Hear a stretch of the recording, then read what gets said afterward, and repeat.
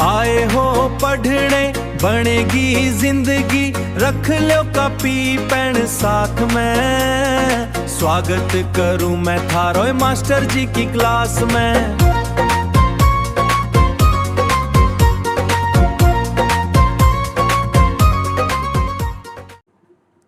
स्वागत है आप सभी का क्लास 12 केमिस्ट्री के चैप्टर नंबर 3 यानी केमिकल काइनेटिक्स के लेक्चर नंबर 1 के अंदर।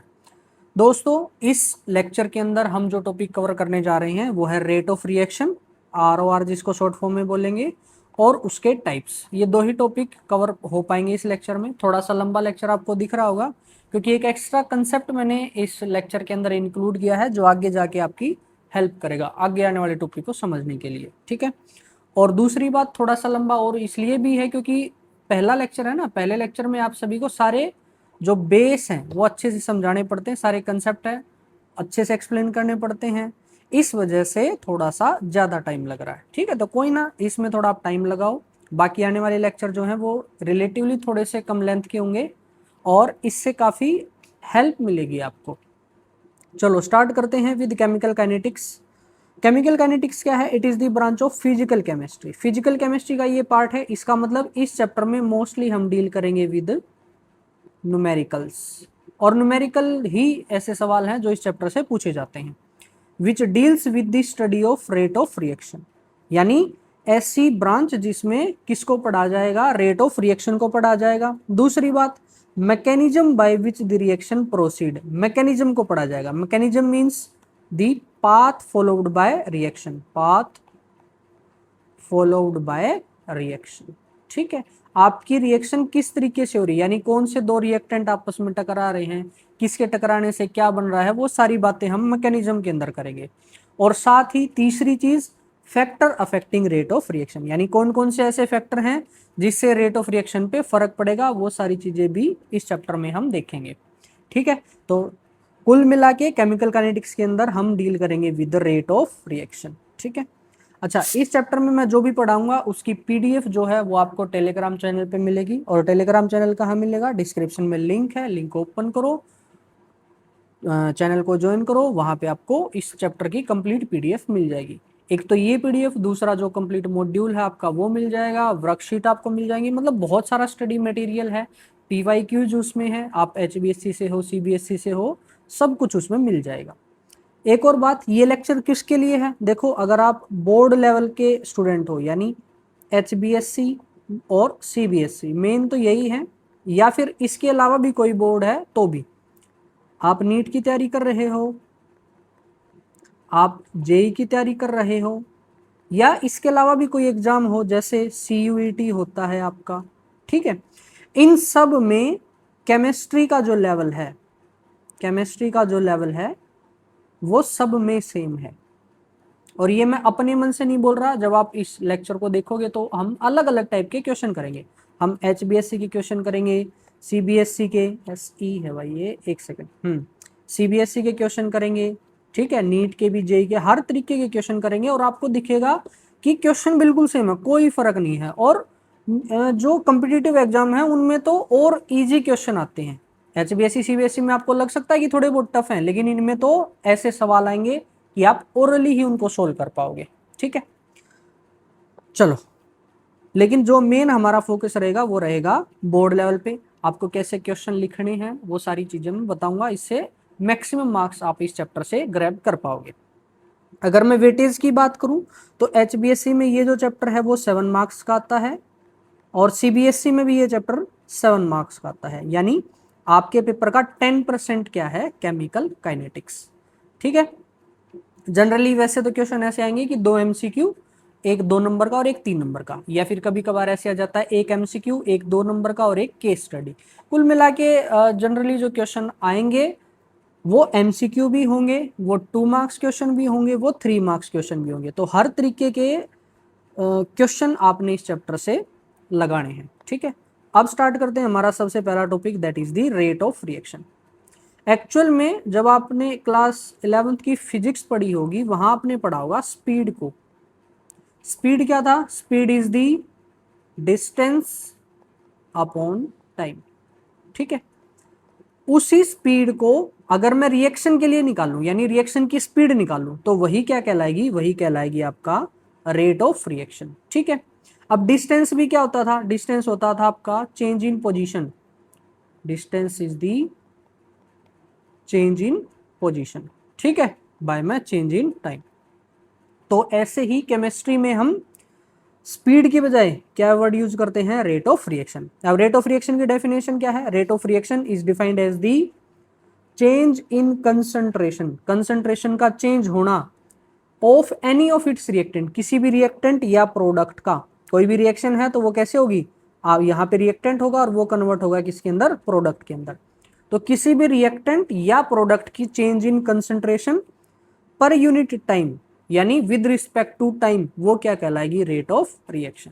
अगर मैं इसी को फॉर्मूले की फॉर्म में लिखना चाहूं तो क्या लिखूंगा, rate of reaction is equal to, ऊपर क्या आएगा आपको, ऊपर आपको लिखना है चेंज इन कंसंट्रेशन ऑफ, किसका कंसंट्रेशन चेंज, या तो किसी भी रिएक्टेंट का या प्रोडक्ट का, रिएक्टेंट और प्रोडक्ट आप पूरा लिखोगे, with respect to change in time बोलो या विद रिस्पेक्ट टू टाइम बोलो। ठीक है, ये आपका फॉर्मूला हो जाएगा रेट ऑफ रिएक्शन का। अब बात आएगी कंसंट्रेशन टर्म कौन कौन सी आप यूज कर सकते हो। आपने चैप्टर 1 में पढ़ी होगी कौन कौन सी कंसंट्रेशन टर्म होती हैं, या फिर 11th क्लास के फर्स्ट चैप्टर में। एक होती है मास बाय मास परसेंट, एक होती है वॉल्यूम बाय वॉल्यूम परसेंट, एक होती है मास बाय वॉल्यूम परसेंट, एक आपने सुनी होगी मोलैरिटी, एक होती है मोलैलिटी, एक होती है मोल फ्रैक्शन। तो ये सारी जो है वो कंसंट्रेशन टर्म है, लेकिन हम इस चैप्टर में सभी का यूज नहीं करेंगे, हम किसी एक का ही यूज करेंगे, और वो एक कौन है, मोलैरिटी। देखो आप यूज कर सकते हो अलग अलग, लेकिन हम जो यूज करेंगे, हम किसका यूज करेंगे, हम यूज करेंगे मोलैरिटी का। ठीक है, अब थोड़ा सा मोलैरिटी के बारे में इन्फो ले लेते हैं। मोलैरिटी, मोलैरिटी क्या था आपका, molarity is the number of moles of solute with respect to volume of solution, volume of solution। और जो आपने वॉल्यूम लेनी है वो किस में लेनी है, लीटर में। यही क्या कहलाती थी आपकी मोलैरिटी। और अगर मैं मोलैरिटी की यूनिट की बात करूं, यूनिट बताओ क्या आएगी, यूनिट आएगी नंबर ऑफ मोल्स की यूनिट क्या होती है, MOL, MOL, MOL की यूनिट MOL, मोल की यूनिट मोल। ठीक है, बाय में वॉल्यूम की यूनिट इसने खुद बोला हुआ लीटर में लेना है, यानी यूनिट क्या आ गई इसकी, मोल पर लीटर। तो जब हम रेट ऑफ रिएक्शन की यूनिट निकाल लेंगे, वहां पे कंसंट्रेशन की यूनिट क्या रखेंगे, मोल पर लीटर। ठीक है, और इसका कभी कभार हम सिंबल यूज कर देते हैं, सिंबल, और वो सिंबल क्या है आपका M। ठीक है, कैपिटल M, ये भी ध्यान रखना है। ठीक है, अब यहाँ एक छोटा सा नोट पॉइंट है। वो नोट पॉइंट क्या है कि in case of gases, in case of gaseous reaction, gaseous reaction, जब भी गैसियस रिएक्शन की बात होगी तो वहां पर pressure is used as concentration term. तो वहां पर कंसंट्रेशन टर्म कौन होगा, प्रेशर होगा, क्योंकि गैस है, गैस है तो वहां हम क्या निकालते हैं, उसका प्रेशर निकालते हैं। ठीक है, तो ये एक इंपॉर्टेंट नोट पॉइंट है। अब प्रेशर की यूनिट क्या होती है बताओ, यूनिट्स बताओ, यूनिट्स। ऐसा यूनिट है आपकी पास्कल, इसके अलावा बार हो सकती है, इसके अलावा ATM हो सकती है, इसके अलावा mm ऑफ Hg हो सकती है, जिसको हम बोलते हैं टोर, हाँ इसको हम बोलते हैं TORR। ये चैप्टर 1 में भी आप देखोगे प्रेशर की अलग अलग यूनिट। ठीक है, चलो अब निकालते हैं unit of rate of reaction. Rate of reaction की यूनिट क्या क्या हो सकती है। तो रेट ऑफ रिएक्शन का फॉर्मूला क्या था, rate of reaction is equal to, या फिर इसको थोड़ा सा हम नीचे लिख लेते हैं, यहाँ पे लिख लेते हैं। जो रेट ऑफ रिएक्शन है उसका फॉर्मूला क्या आया था, उसका फॉर्मूला आया था, ऊपर था concentration, change in concentration, by में क्या आया था, टाइम। ठीक है, अब बताओ कंसंट्रेशन की यूनिट क्या होती है, कंसंट्रेशन की यूनिट हमने बात करी अभी अभी, मोल पर लीटर, और टाइम की SI यूनिट बात करें तो वो सेकंड होती है। ठीक है, टाइम की क्या होगी, अरे रे टाइम की होगी सेकंड। तो ओवरऑल रेट ऑफ रिएक्शन की यूनिट क्या आ गई, वो आ गई मोल पर लीटर पर सेकेंड। ठीक है, तो unit of rate of reaction अगर मैं लिखूंगा तो वो क्या आएगी, मोल पर लीटर पर सेकेंड। ठीक है, इसके अलावा मोल पर लीटर को हम क्या भी लिख सकते हैं, एम भी लिख सकते हैं ना, तो एम पर सेकेंड ये भी आ गई। इसके अलावा आप चाहो तो आप सेकंड की बजाय कोई और टर्म यूज कर लो, यानी जैसे आ गया मोल पर लीटर पर आवर। ठीक है, इसके अलावा कंसंट्रेशन की जगह आप प्रेशर भी यूज कर सकते हो, तो प्रेशर क्या आ गया, पास्कल, और टाइम की पर सेकंड, या फिर एटीएम पर सेकंड, बार पर सेकंड। ठीक है, एमएम ऑफ एच जी पर मिनट। ठीक है, कोई भी यूनिट आप यूज कर सकते हो, लेकिन मेन हमारा जो फोकस रहेगा वो किस पे रहेगा, मोल पर लीटर पर सेकंड पे। और ये जो सवाल है एमसीक्यू में पूछा गया है 2-3 बार। ठीक है, कि what is the unit of rate of reaction. अब जैसे स्पीड के बारे में एक बात थी कि स्पीड कभी भी नेगेटिव नहीं हो सकती, ऐसे ही आपका जो रेट ऑफ रिएक्शन है वो कभी भी नेगेटिव नहीं हो सकता, ये चीज आपने ध्यान रखनी है। अगर वो बाई चांस नेगेटिव आ रहा है आपके किसी क्वेश्चन में तो आपको उसे पॉजिटिव बनाना होगा। ठीक है, तो रेट ऑफ रिएक्शन ध्यान रखेंगे, कभी भी नेगेटिव नहीं आएगा। अब नेक्स्ट टॉपिक से पहले कुछ क्वेश्चंस है उनका जवाब ले लेते हैं। जैसे अगर मैं किसी रिएक्शन की बात करूं, कंसंट्रेशन ऑफ रिएक्टेंट और प्रोडक्ट वो कैसे वेरी करती है, जो रिएक्टेंट है उसकी कंसंट्रेशन बताओ, इंक्रीज करती है या डिक्रीज करती है। आप खुद देखो, कोई भी रिएक्शन होगी तो मैं क्या लिखूंगा, मैं लिखूंगा आपका रिएक्टेंट कन्वर्ट होगा किसमें, प्रोडक्ट में। अब मेरी वर्डिंग पे जाओ, मैंने बोला रिएक्टेंट कन्वर्ट होगा प्रोडक्ट में, तो ऑब्वियस सी बात है रिएक्टेंट की वैल्यू क्या होती जाएगी, कम होती जाएगी ना, कम होती जाएगी। इसका मतलब रिएक्टेंट की जो कंसंट्रेशन है वो क्या होगी, डिक्रीज होगी। और प्रोडक्ट जो है वो नया बन रहा है, यानी उसकी कंसंट्रेशन क्या होगी, इंक्रीज होगी। अब सेम चीज को अगर मैं ग्राफ के साथ शो करूं, मान लिया इस साइड में ले रहा हूं ग्राफ में, वाई एक्सिस पे मैंने ली कंसंट्रेशन और एक्स एक्सिस पे मैंने लिया टाइम। तो टाइम के साथ अगर रिएक्टेंट की बात करें, यहां से रिएक्टेंट स्टार्ट करते हैं, रिएक्टेंट की जो कंसंट्रेशन है वो टाइम के साथ क्या हो रही है, डिक्रीज हो रही है। ठीक है, this is the concentration of reactant R. और वहीं पे प्रोडक्ट की कंसंट्रेशन वो टाइम के साथ इंक्रीज कर रही है। ठीक है, ये आ गया आपका प्रोडक्ट। आई बात समझ, तो रिएक्टेंट की कंसंट्रेशन डिक्रीज करेगी, प्रोडक्ट की कंसंट्रेशन इंक्रीज करेगी।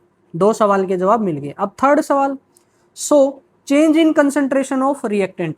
अगर मैं बात करूं किसी एक टाइम से दूसरे टाइम तक जो रिएक्टेंट की कंसंट्रेशन चेंज हुई है वो पॉजिटिव होगी या नेगेटिव होगी। चेंज का मतलब क्या होता है, change means, what is the mean of change, change means final value minus initial value. आपने ये करना है, फाइनल माइनस इनिशियल। अब ये फाइनल और इनिशियल क्या है, फाइनल और इनिशियल हैं आपके अलग अलग टाइम। जैसे रिएक्टेंट की बात चल रही है तो मैं 2 टाइम सेलेक्ट कर लेता हूं। मैंने एक टाइम सेलेक्ट किया ये, इसको मैंने नाम दिया T1, एक टाइम मैंने सेलेक्ट किया ये, इसको नाम दिया T2। अब T1 पर जो कंसंट्रेशन है रिएक्टेंट की उसको नाम दिया R1, और T2 पर जो कंसंट्रेशन की रिएक्टेंट है T2 पर उसको नाम दिया मैंने R2। ठीक है, अब अगर मैं निकालता हूं change in concentration of reactant, ठीक है, वो किसके बराबर होगी, R फाइनल यानी R2 माइनस R1। अब बताओ ये जो वैल्यू है ये वैल्यू पॉजिटिव आएगी या नेगेटिव, खुद सोचो। R2 जो है वो बड़ा है या छोटा, R2 तो छोटा है किससे, R1 से, तो ऑब्वियस सी बात है ये वैल्यू कैसी आएगी, नेगेटिव। ठीक है, तो यहाँ पे change in concentration of reactant क्या आएगा, नेगेटिव। और ऐसे ही change in concentration of product, चलो प्रोडक्ट भी ले लेते हैं सेम टाइम पे। T1 टाइम था तो प्रोडक्ट की कंसंट्रेशन कितनी आई, ये यहाँ पे आ गई P1, और टाइम T2 पे प्रोडक्ट की कंसंट्रेशन कितनी है, P2। अब खुद बताओ P2 माइनस P1 ये वैल्यू कैसी आएगी, पॉजिटिव या नेगेटिव, वेरी गुड, ये कैसी आएगी, पॉजिटिव। क्यों, क्योंकि P2 बड़ी वैल्यू है, बड़ी में से छोटी घटाओगे तो आपको एक पॉजिटिव रिजल्ट मिलेगा। ठीक है, तो ये कैसा आएगा, पॉजिटिव। ठीक है, चलो अब ये ना हम जो आगे टॉपिक करेंगे वहां पे काम आएंगे। एक काम मैं करता हूं, मैं इस चीज को इरेज करता हूं, ये हमने सीख तो लिया ही, ठीक है, और इसको भी इरेज कर देते हैं। चलो, अब कोई भी मैंने एक रिएक्शन ली, ठीक है, ये एक रिएक्शन है, इसमें ए और बी जो हैं दीज आर दी रिएक्टेंट्स, और जो सी है आपका दिस इज दी प्रोडक्ट, ठीक। अब अगर मैं रेट ऑफ रिएक्शन लिखना चाहूं तो किसकी फॉर्म में मैं लिख सकता हूं? ऊपर हमने डेफिनेशन में बात की कि आप किसी भी रिएक्टेंट और किसी भी प्रोडक्ट की फॉर्म में रेट ऑफ रिएक्शन लिख सकते हो। यानी रेट ऑफ रिएक्शन लिखने के यहां पर कितने तरीके हैं? 3 तरीके, ए की फॉर्म में, बी की फॉर्म में और सी की फॉर्म में। तो तीनों की फॉर्म में हम रेट ऑफ रिएक्शन को लिखते हैं।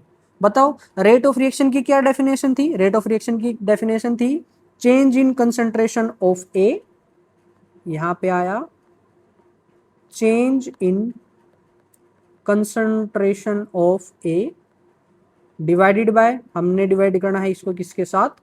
टाइम के साथ, ठीक है। अब हर बार मैं इतनी बड़ी स्टेटमेंट तो लिखूंगा नहीं, तो क्यों नहीं इसको एक फॉर्मूले की फॉर्म में लिखा जाए। तो वो कैसे लिखेंगे? देखो, चेंज को हम रिप्रेजेंट करते हैं या तो डी से या डेल्टा से, ठीक है। स्मॉल चेंज को डी से, कैपिटल चेंज को डेल्टा से, और कंसंट्रेशन को हम रिप्रेजेंट करेंगे स्क्वायर ब्रैकेट से, ठीक है। तो जहां भी इस चैप्टर में स्क्वायर ब्रैकेट लगी होंगी दैट इज द कंसंट्रेशन, और डी का या डेल्टा का मतलब होगा चेंज। तो सबसे पहले है चेंज के नाम का मैंने लगाया डेल्टा डी। उसके बाद कंसंट्रेशन मींस स्क्वायर ब्रैकेट, और किसकी कंसंट्रेशन? ए की, divided by change in time, तो D A by D T. अब इसमें आपको अगर आपने पहले पढ़ रखा होगा तो कोई कमी लग रही होगी, चिंता मत करो, थोड़ी देर रुको, उस कमी को भी दूर करेंगे। ऐसे ही रेट ऑफ रिएक्शन अगर आप बी की फॉर्म में लिखो तो वो किसके बराबर आएगा? Change in concentration of B with respect to change in time. C की फॉर्म में लिखोगे तो change in concentration of C with respect to change in time, ठीक है। अब मेरे को एक बात का जवाब दो, जैसे हमारे पास है d A means change in concentration of A, ये वैल्यू कैसी है? पॉजिटिव या नेगेटिव? बताओ क्या है? चेंज इन कंसंट्रेशन, ऊपर बात की चेंज इन कंसंट्रेशन, अगर रिएक्टेंट की है तो नेगेटिव, प्रोडक्ट की है तो पॉजिटिव। अब ए क्या है? ए तो रिएक्टेंट है, इसका मतलब इसकी वैल्यू कैसी आएगी? नेगेटिव। और D T means change in time, change in time तो हमेशा कैसा होता है? पॉजिटिव, क्योंकि टाइम हमेशा बढ़ता रहता है, ठीक है। अब अगर दोनों को आप डिवाइड करो,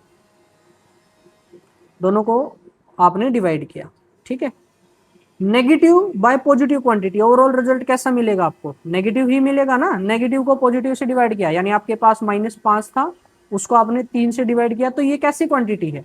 ये एक नेगेटिव क्वांटिटी है। इसका मतलब अगर आप रिएक्टेंट की फॉर्म में रेट ऑफ रिएक्शन लिखते हो तो वो कैसा आएगा?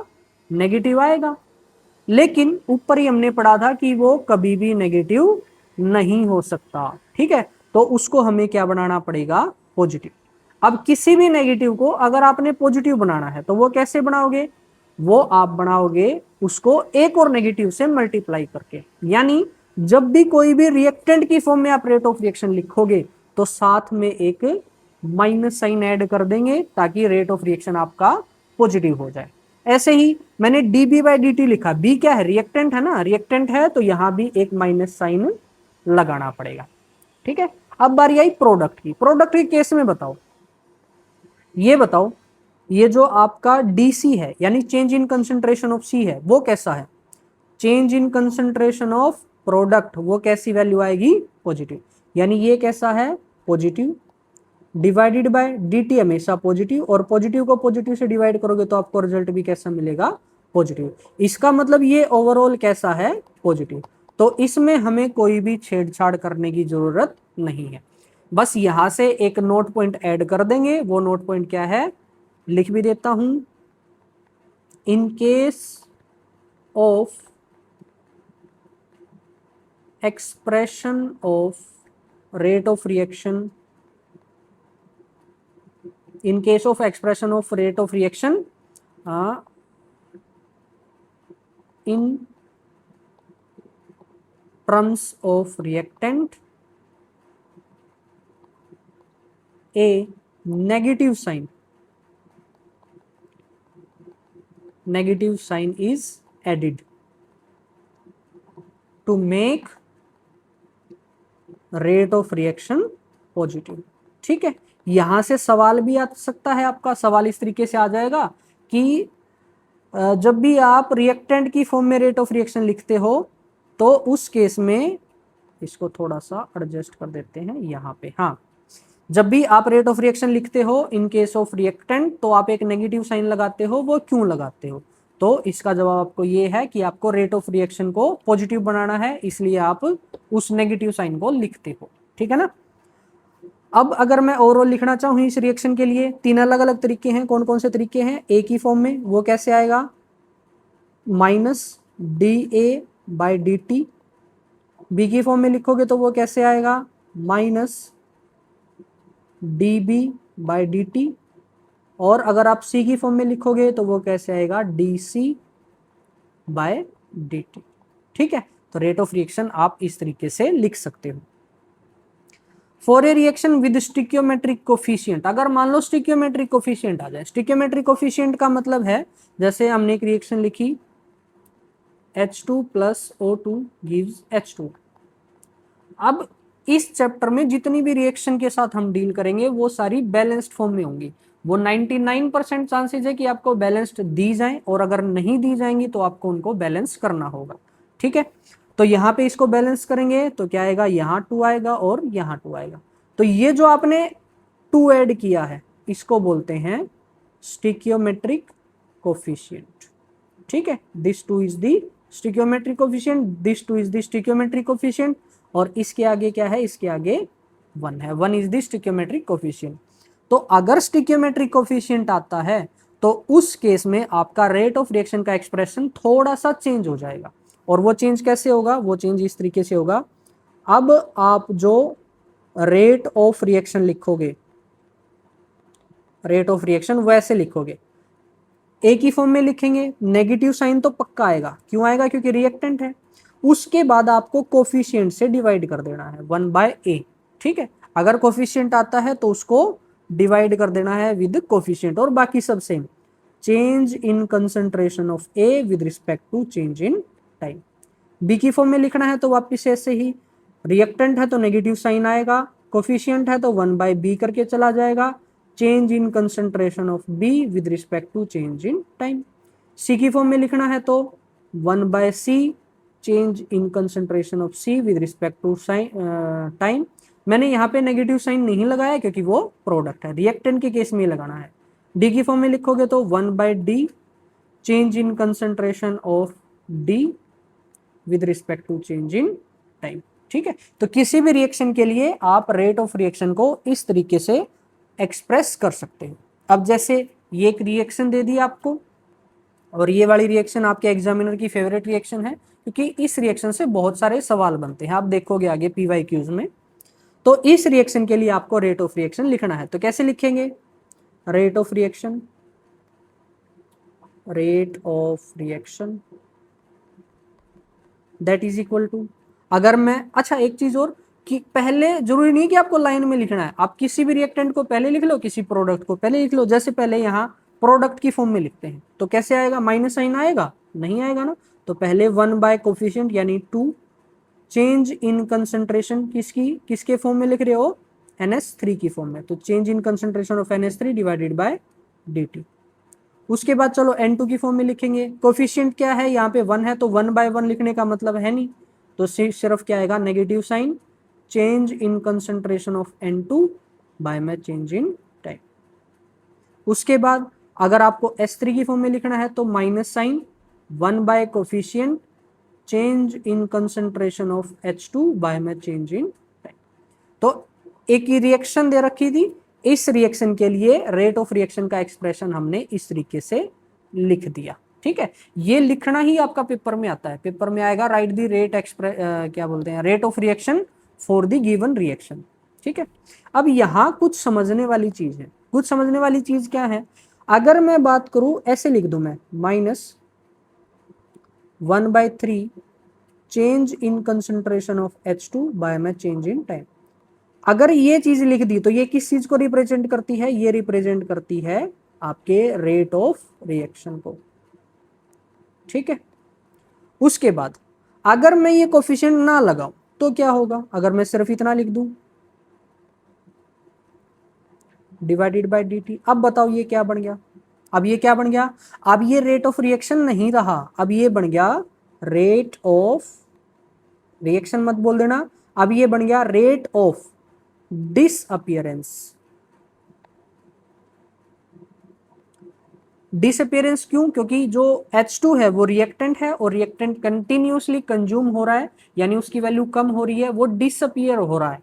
ठीक है, या कोई भी डिसअपियरेंस की बजाय कोई भी नेगेटिव वर्ड आप यूज कर सकते हो जो कि आपके डिक्रीज होने की सेंस बनाता हो। तो rate of disappearance of H2, इसका मतलब ये है कि रिएक्शन का रेट अलग होता है और किसी पर्टिकुलर रिएक्टेंट या प्रोडक्ट का रेट अलग होता है। ठीक है, हालांकि उनमें एक रिलेशन है, वो एक दूसरे के मल्टीपल होते हैं लेकिन अलग अलग होते हैं वो। ठीक है, तो ये सारी बात। और अगर मैं नेगेटिव साइन ना लगाऊं, यानी मैं सिर्फ लिखूं dH2/dt, तो ये क्या हो जाएगा, ये कोई भी रेट नहीं होगा। ठीक है ना, क्यों, क्योंकि there is because no negative sign, no negative sign, यहां पे आपने कोई भी नेगेटिव साइन नहीं लगाया है, इसलिए ये कोई भी रेट नहीं है। ये नेगेटिव ऑफ रेट हो सकता है, यानी यहां पे अगर मैं नेगेटिव साइन लगाऊं, बात तो एक ही है ना, इधर वाला नेगेटिव उधर आ गया तो वो हो जाएगा। ठीक है, तो इस वाली चीज को मैं इरेज ही कर देता हूं, ये हमारे इतनी काम की है नहीं। अब और एग्जांपल लेते हैं, और एग्जांपल जैसे मैं लिखूं, इसकी फॉर्म लेते हैं, N2 वाला ले लेते हैं। अगर मैं लिखता हूं minus change in concentration of N2/dt, ये बताओ क्या है, ऊपर देखो, ये देखो क्या है, ये वाली चीज, ये वाली चीज तो क्या है, रेट ऑफ रिएक्शन। तो यहां पे लिख देंगे this is the rate of reaction. ठीक है, दूसरा, क्या कोफिशिएंट आपने लिखा है, यहाँ कोफिशिएंट आपने लिखा भी है और कोफिशिएंट आपने लिखा भी नहीं, क्योंकि कोफिशिएंट 1 है, तो साथ ही साथ ये आपका क्या भी हो जाएगा, रेट ऑफ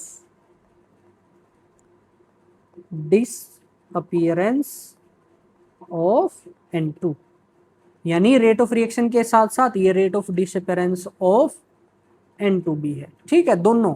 तो यहां से एक और सवाल आपका जन्म लेता है, वो सवाल इस प्रकार है कि क्या रेट ऑफ रिएक्शन और रेट ऑफ डिसअपियरेंस सेम होते हैं या अलग, तो आपका आंसर होगा अलग होते हैं। दूसरा सवाल बनेगा क्या वो हमेशा अलग होते हैं, तो उसका आंसर है नो, हमेशा अलग नहीं होते, वो तब अलग होते हैं जब आपका स्टिक्योमेट्रिक कोफिशिएंट आ जाए, और अगर स्टिक्योमेट्रिक कोफिशिएंट 1 है तो उस केस में वो दोनों इक्वल हो जाएंगे। ठीक है ना, ये चीज आपने ध्यान रखनी है। नेक्स्ट आपका है, अगर मैं लिखूं क्या, किस कौन रह गया, NH3 रह गया, यानी अगर मैं लिखूं 1/2 change in concentration of NH3 divided by dt, तो बताओ ये क्या चीज है, this is the rate of reaction. और अगर मैं कोफिशिएंट ना लिखूं, यानी सिंपली लिखूं d of NH3 divided by dt, तो उस केस में ये क्या बन जाएगा, this is the rate of, अब ये तो प्रोडक्ट है तो बन रहा है तो डिसअपियरेंस ना आके यहाँ पे क्या आएगा, अपीयरेंस। ठीक है, इसके अलावा फॉर्मेशन आ सकता है, इसके अलावा प्रोडक्शन आ सकता है। ठीक है, और यहाँ पे डिसअपियरेंस की बजाय आप वर्ड यूज कर सकते हो कंजम्पशन। ठीक है, कोई भी नेगेटिव वर्ड, और यहाँ पे आप यूज कर सकते हो कोई भी पॉजिटिव वर्ड। ठीक है, तो रेट ऑफ डिसअपियरेंस बोलो, फॉर्मेशन बोलो, प्रोडक्शन बोलो, ऑफ किसका है, NH3 का। ठीक है, तो इस तरीके से हम रेट ऑफ रिएक्शन लिख सकते हैं किसी भी बैलेंस्ड रिएक्शन के लिए, और साथ ही हम देखते हैं कि रेट ऑफ रिएक्शन अलग होता है और किसी पर्टिकुलर रेट ऑफ जो पर्टिकुलर रिएक्टेंट और प्रोडक्ट है उसका रेट अलग होता है। ठीक है, अब सवालों पे आते हैं। क्वेश्चन नंबर 1 बोलता है express the rate of reaction for following changes. इनके लिए रेट ऑफ रिएक्शन हमने लिखना है, लिख दो। ए पार्ट के लिए लिखते हैं, ए के लिए क्या आएगा, यहां पे लिखता हूं मैं रेट ऑफ रिएक्शन। ठीक है, दैट इज इक्वल टू क्या आएगा, HI की फॉर्म में लिखोगे तो negative sign 1 by coefficient change in concentration of HI divided by DT, ठीक है। That is equal to H2 की फॉर्म में लिखोगे तो माइनस साइन आएगा नहीं, क्योंकि प्रोडक्ट है, तो direct change in concentration of H2 divided by DT। I2 की फॉर्म में change in concentration of I2 divided by DT, ठीक है। तो ये अलग अलग एक्सप्रेशन हो गए किसके, रेट ऑफ रिएक्शन के। अब मैं एक और सवाल कर देता हूं, बाकी आप खुद करोगे। जैसे मैं C और कर देता हूं, या फिर B और कर देता हूं, C और D आप खुद करोगे। तो इसमें आपका रेट ऑफ रिएक्शन क्या आएगा, rate of reaction is equal to -1 by coefficient जो कि है 2, change in concentration of SO2 divided by change in time. That is equal to O2 की फॉर्म में नेगेटिव, कोफिशिएंट नहीं है तो direct change in concentration of O2 by में change in time. That is equal to SO3 की form में 1/2, negative नहीं आया क्योंकि प्रोडक्ट है, change in concentration of SO3 divided by time, ठीक है। C और D आप खुद करोगे, मैंने A और B को कर लिया है। नेक्स्ट पार्ट है आपका CBSE 2026 का, ये PYQ है, यानी बिल्कुल लेटेस्ट सवाल है। क्या पूछा हुआ है, एक ये रिएक्शन दे दी, मैंने बोला था ना एग्जामिनर की फेवरेट रिएक्शन है, तो rate of reaction with respect to NH3 हमने लिखना है। तो ऊपर ही हमने लिखा था, देखो ये रहा, NH3 की फॉर्म में कैसे लिखा था, 1/2 करके, प्रोडक्ट है तो प्लस आएगा 1/2 और change in concentration of NH3, तो डायरेक्ट यहाँ पे ऑप्शन कौन सा आ गया आपका, ऑप्शन नंबर D, ठीक है ना। नेक्स्ट सवाल देखो, एक बड़ी सी रिएक्शन दे दी, इसमें अलग अलग पार्ट हैं, करते हैं सोल्व इनको। सबसे पहले A part, what is the rate of reaction in terms of H2SO4। H2SO4 ढूंढो, इस रिएक्शन में कहाँ है, ये रहा H2SO4, तो इसकी फॉर्म में रेट ऑफ रिएक्शन लिखना है, तो लिख दो, कैसे आएगा, rate of reaction that is equal to, negative sign क्योंकि रिएक्टेंट है, 1 बाय कोफिशिएंट जो कि है 8, change in concentration of H2SO4 divided by DT, ठीक है। तो इस तरीके से आपका हो गया rate of reaction. Next question है rate of disappearance of C2H6O, कहाँ है C2H6O, ये रहा, ठीक है। तो इसका रेट लिखना है, रेट ऑफ रिएक्शन नहीं लिखना, अब की बार रेट ऑफ डिसअपीयरेंस लिखना है C2H6O का, तो लिख दो, क्या बड़ी बात है इसमें। तो दैट इज इक्वल टू किसके बराबर आएगा, नेगेटिव साइन तो आएगा, कोफिशिएंट नहीं आएगा, change in concentration of C2H6O divided by DT, ठीक है। Express the rate of formation of H2O, अब की बार किसका लिखना है, H2O का, H2O को ढूंढो, ये रहा H2O, बस लिख दो, H2O प्रोडक्ट है तो आपका आंसर क्या आएगा, change in concentration of H2O divided by DT, ठीक है। Next question, establish the mathematical relation between rate of disappearance of, एक तो डिसअपीयरेंस लेना है H2SO4 का और दूसरा रेट ऑफ डिसअपीयरेंस लेना है इसका।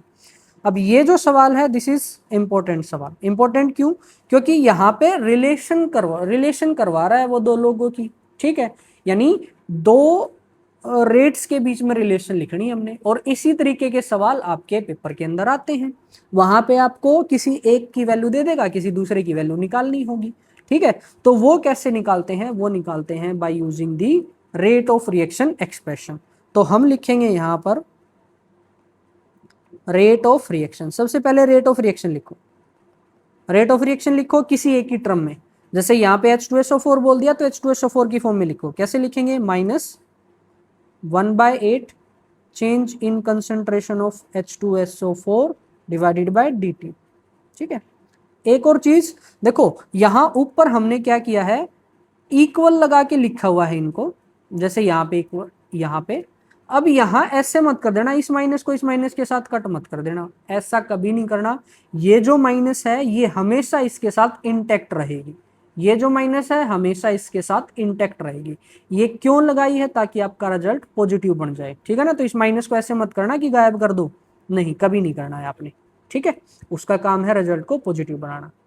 एक तो इसकी फॉर्म में लिख दिया, दूसरा लिखो जो दूसरा दिया हुआ है, दूसरा दिया हुआ है K2Cr2O7, K2Cr2O7 कहाँ है, ढूंढो, बिल्कुल स्टार्टिंग में ही, तो लिख दो -1/2 change in concentration of K2Cr2O7 divided by DT, ठीक है। तो ये हमने लिख दिया। अब इनमें से क्या करो, हमें लिखना है rate of disappearance of H2SO4। ये किसके बराबर है ये बताओ पहले। ये बराबर होगा minus change in concentration of K2Cr2O7 divided by dt। तो कुल मिला के हमें इसकी वैल्यू निकालनी है। अब अगर इसकी वैल्यू निकालनी है यानी ये सॉरी H2SO4 है भैया, क्या कर रहे हो, मटेस कहाँ है, ये रहा अपना इरेजर, हमने इसको किया साफ और इसकी जगह पे लिखा H2SO4। तो हमें H2SO4 की वैल्यू चाहिए, यानी सिर्फ इतने पार्ट की वैल्यू चाहिए। तो ये जो 8 है आपका ये एक्स्ट्रा है, तो इसको आप इस साइड फेंक दोगे। कैसे फेंक देंगे, लिखो। सबसे पहले तो आप लिखोगे rate of disappearance of H2SO4। वो किसके बराबर होगा, वो बराबर होगा negative of change in concentration of H2SO4 divided by dt। जो एक्स्ट्रा 8 था, 8 को आपने उस साइड भेजा तो क्या बन गया -8/2 change in concentration of K2Cr2O7 divided by dt। ठीक है, इसको जब आप सोल्व कर लोगे, इसको सोल्व करोगे तो आपको आंसर मिल जाएगा 4। तो इसको सोल्व करते हैं, इसको सोल्व कर लिया तो डायरेक्ट यहाँ पे आंसर आ गया 4। ठीक है, अब यहाँ पे आप चाहो तो एक नोट पॉइंट लिख सकते हो। वो नोट पॉइंट क्या है, वो नोट पॉइंट ये है कि रेट ऑफ डिसअपियरेंस ऑफ इसका H2SO4 इज 4 टाइम्स, वो 4 गुना है किसका, 4 times of rate of disappearance of किसका, K2Cr2O7। ठीक है, ये वाली जो चीज थी ये क्या थी, रेट ऑफ K2Cr2O7, ये क्या था, रेट ऑफ H2SO4। तो K2Cr2O7 के गुणा में 4 कर दोगे तो आपको ये मिल जाएगा, और यही चीज मैंने वर्ड्स की फॉर्म में लिख दी। अब इस तरीके से सवाल कैसे आएगा, आपको एक रिएक्शन दे दी, उसमें अलग अलग ऑप्शन दे दिए, एक इस तरीके की स्टेटमेंट दे दी अलग अलग, तो वो कैसे पता चलेंगे आपको, इस तरीके से रिलेशन निकाल के सवाल आएंगे, उनको करेंगे तब आपके प्रॉपर समझ में आ जाएगा। नेक्स्ट है ई पार्ट। आपको ई पार्ट क्या बोलता है, ई पार्ट आपको बोलता है express the rate of formation of this in terms of all other reactant and product. यानी ऊपर तो बोल दिया कि इन दोनों की रिलेशन निकालो, लेकिन इस सवाल में बोल दिया कि आपको कंपेयर करना है किस किस को, इसको और बाकी सबको। यानी इसी पार्ट में कितने सवाल हैं, 1 2 3 4 5 6, 6 सवाल हैं। 6 में से एक मैं आपको करके दिखा देता हूं, बाकी आपने खुद करने हैं। ठीक है, और वो कैसे चेक करोगे आप कि आपने ठीक किया नहीं, ये जो PDF में दूंगा उसमें सारे सवाल को सोल्व करके ही आपको दूंगा। ठीक है, तो चलो करते हैं इस सवाल को। इस सवाल को हम एक बार तो हाँ, इस सवाल को हम सोल्व करते हैं। सबसे पहले आप लिखोगे rate of reaction. Rate of reaction किस किस की टर्म में, जो भी आपने निकालना है और जो आपको दे रखा है। आपने निकालना है क्या, Cr2O7, तो पहले इसकी फॉर्म में लिख दो। इसकी फॉर्म में कैसे आएगा, 1/2 change in concentration of Cr2SO4 divided by dt। ठीक है, दूसरा इसको कंपेयर करना है किसके साथ, सबसे पहले कंपेयर करते हैं K2Cr2O7 minus 1/2 change in concentration of K2Cr2O7 divided by dt। ठीक है, अब हमें तो ये 2 रखना नहीं, कौन सा वाला 2, इधर वाला, ये 2 नहीं रखना, हमें तो सिर्फ इतनी वैल्यू चाहिए। इतनी वैल्यू चाहिए तो उस 2 को इस साइड फेंको। ठीक है, आप इसके बाद लिखोगे यहाँ पे rate of formation of Cr2SO4 is, वो किसके बराबर है, D ऑफ यानी change in concentration of Cr2SO4 thrice divided by dt। 2 का आप उस साइड लेके 2 से 2 कैंसिल हो जाएगा, that is equal to minus change in concentration of K2 Cr2O7 divided by dt, यानी इन दोनों का रेट आपस में इक्वल है। ठीक है, तो जैसे मैंने ये की रिलेशन निकाला, ऐसे 5 और रिलेशन बच गए, उनको आप खुद निकाल लोगे। ठीक है, नेक्स्ट सवाल question number 4, rate of reaction is expressed. तो आपका ये रेट ऑफ रिएक्शन दे रखा है, रेट ऑफ रिएक्शन का एक्सप्रेशन, इसके हिसाब से आपको बताना है कि रिएक्शन कौन सी है। तो सीधी सी बात है, जो पॉजिटिव है वो प्रोडक्ट, जो नेगेटिव है वो रिएक्टेंट। तो ये दोनों मेरे को पॉजिटिव लिख रहे हैं, तो ये प्रोडक्ट होंगे और ये दोनों क्या होंगे, रिएक्टेंट। ठीक है, और ये जो नीचे है ये उन रिएक्टेंट और प्रोडक्ट का कोफिशिएंट होगा। तो आपका आंसर क्या आ जाएगा, यहां से आंसर आएगा 4R plus S gives 2P plus 3Q। कौन सा ऑप्शन मैच हो रहा है, ऑप्शन नंबर डी। ठीक है, तो ये आपका करेक्ट आंसर हो जाएगा। नेक्स्ट सवाल आपका फिर से CBSE 2023 का सवाल है। एक ये रिएक्शन दे दी, इसमें इसकी वैल्यू को कंपेयर करना है विद A। ठीक है, तो जब भी कंपैरिजन करना हो, सबसे पहले आप क्या लिखोगे, सबसे पहले आप लिखोगे रेट ऑफ रिएक्शन। ठीक है, रेट ऑफ रिएक्शन लिखो, रेट ऑफ रिएक्शन।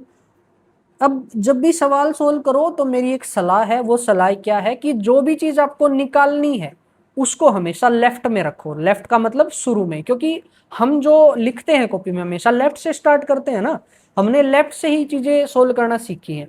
तो आप क्या करो, जो चीज आपको निकालनी है उसको लेफ्ट में रखो। तो जैसे बी निकालना है तो बी की वैल्यू को लेफ्ट में रखो, लेफ्ट यानी शुरू में। तो रखो बी की फॉर्म में, क्या आएगा 1/2 change in concentration of B by में change in time, that is equal to A की फॉर्म में क्या आएगा, थोड़ा सा नीचे लिख लेता हूं मैं, ए की फॉर्म में आएगा, या इसको थोड़ा सा नीचे बना ही लेते हैं हम, ये जो है इसको यहाँ ए की फॉर्म में क्या आएगा, ए की फॉर्म में आएगा -1/3 change in concentration of A by में चेंज इन टाइम। ठीक है, तो आपको निकालना क्या है, आपको तो सिर्फ ये निकालना है ना, सिर्फ इतना पार्ट, यानी 2 एक्स्ट्रा है, 2 को उस साइड फेंको, 2 को उस साइड फेंकेंगे तो क्या आएगा dB/dt, that is equal to 2 आप उस साइड लेंगे तो -2/3 change in concentration of A by में चेंज इन टाइम। कौन सा ऑप्शन मैच हो रहा है, option number B, that is your correct answer. ठीक है, नेक्स्ट सवाल पे चलते हैं। फॉर दी रिएक्शन, देखो ऊपर में तो सिर्फ रिलेशन बनानी सिखा दी, अब क्या है वैल्यूज निकालेंगे हम। कैसे निकालेंगे, देखो ये रिएक्शन दे दी, इस रिएक्शन में NH3 की वैल्यू दे रखी है और H2 की वैल्यू निकालनी है, तो निकाल देंगे। कैसे स्टार्ट करेंगे, by writing the rate of reaction. Rate of reaction लिखो, रेट ऑफ रिएक्शन कैसे लिखोगे, जैसे मैंने बताया, जो निकालना है उसको लेफ्ट में, यानी H2 की फॉर्म को आप लेफ्ट में लिखोगे, -1 by coefficient change in concentration of H2 by में dt, that is equal to जो निकालना है उसको उसके बाद लिखो। तो वो क्या आएगा, माइनस साइन नहीं आएगा क्योंकि प्रोडक्ट है, 1/2 change in concentration of NH3 divided by dt। ठीक है, अब हमें इस 3 की तो जरूरत है नहीं, तो इस 3 को आप इस साइड फेंक दोगे, तो आपका आंसर क्या आएगा, minus change in concentration of H2 divided by dt, that is equal to 3 आपने उस साइड फेंका तो यहाँ आ गया 3/2 change in concentration of NH3 divided by dt। अब क्वेश्चन में आपको इतने की वैल्यू दे रखी है, d ऑफ NH3/dt आपको दे रखा है ना, ये रहा। ठीक है, तो बस वैल्यू रख दो, रखो वैल्यू। वैल्यू क्या आएंगी, वैल्यू आएंगी आपकी, यहाँ पर आपने रखा 3/2 इंटू, इसकी वैल्यू क्या है, इसकी वैल्यू है 2 × 10⁻⁴ मोल पर लीटर पर सेकंड। ठीक है, 2 से 2 आपका कैंसल, तो ये कितना आ जाएगा 3 × 10⁻⁴ मोल पर लीटर पर सेकंड। कौन सा ऑप्शन मैच कर रहा है, option number C, that is your correct answer. ठीक है, नेक्स्ट सवाल देखो, नेक्स्ट सवाल आपका जेई का है। मैंने आपको बोला था कि मैं CBSE के सवाल भी कराऊंगा, HBSC के भी, नीट के भी, जेई के भी, और आपको लगेगा कि लेवल का कोई डिफरेंस है ही नहीं। ठीक है, चलो अब सवाल है कि क्या दे रखा है कि रेट ऑफ अपीयरेंस ऑफ इसका इज इतना, तो रेट ऑफ डिसअपीयरेंस ऑफ इसका निकालना है। तो वही बात, एक की वैल्यू दे के दूसरे की कंपेयर करनी है। ठीक है, तो सबसे पहले तो लिखते हैं कि गिवन क्या है आपको, न्यूमेरिकल सोल्व करने का यही मेथड है। सबसे पहले आप लिखोगे गिवन क्या चीज है, उसके बाद फाइंड क्या करना है, और उसके बाद फॉर्मूला। तो सबसे पहले गिवन क्या है, गिवन है आपको रेट ऑफ अपीयरेंस ऑफ किसका, Cr2 SO4 थ्राइस। किसके बराबर होता है वैसे वो, मैथमेटिकल फॉर्म बताना क्या क्या बनेगा। ये प्रोडक्ट है तो positive, D of Cr2 SO4 का थ्राइस डिवाइडेड बाय dt। इसकी वैल्यू कितनी दे रखी है, इसकी वैल्यू दे रखी है 2.67 मोल पर लीटर पर मिनट। ठीक है, देखो जब भी सवाल आए तो आपको प्रॉपर यूनिट के साथ उसको सोल्व करना होता है, क्योंकि अगर यूनिट में गड़बड़ करी तो वो आपका वो सवाल जो है वो गलत हो जाएगा। ठीक है, तो यूनिट लिखने में कभी भी गलती मत करना। एक चीज दे दी, दूसरा कुछ दे रखा है नहीं।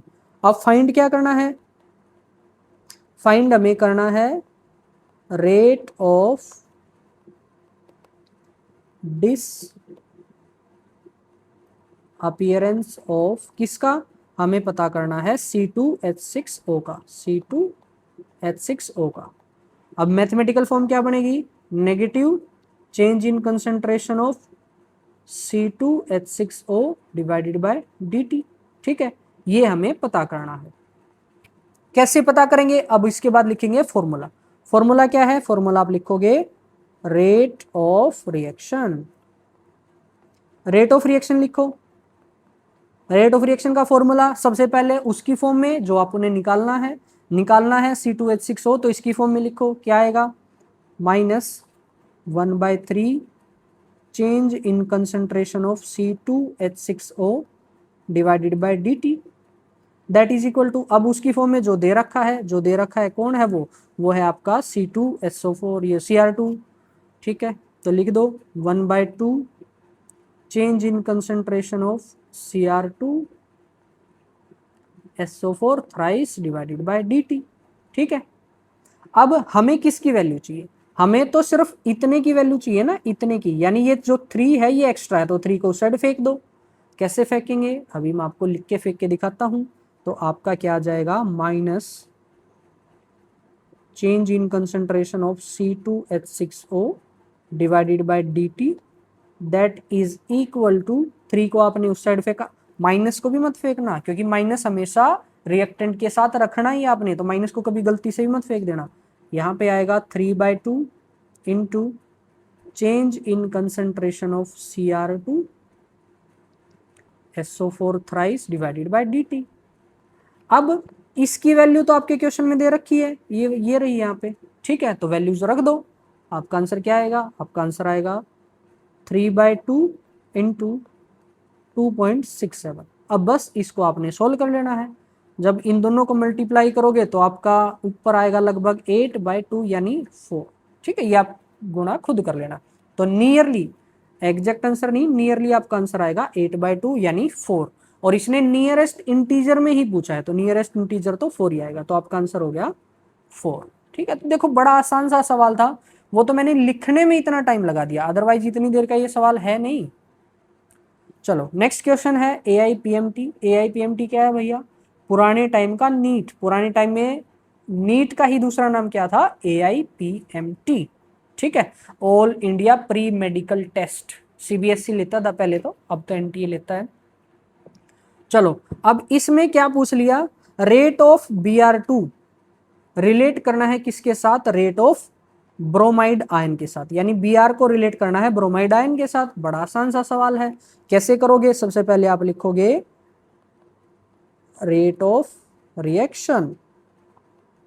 चलो रेट ऑफ रिएक्शन लिखो भैया, सबसे पहले Br की फॉर्म में, Br2 की फॉर्म में कैसे लिखोगे, 1/3 change in concentration of Br2 divided by dt that is equal to, अब लिखोगे आप किसकी फॉर्म में, Br नेगेटिव की फॉर्म में, तो वो क्या आएगा 1/5 माइनस का change in concentration of Br negative divided by dt।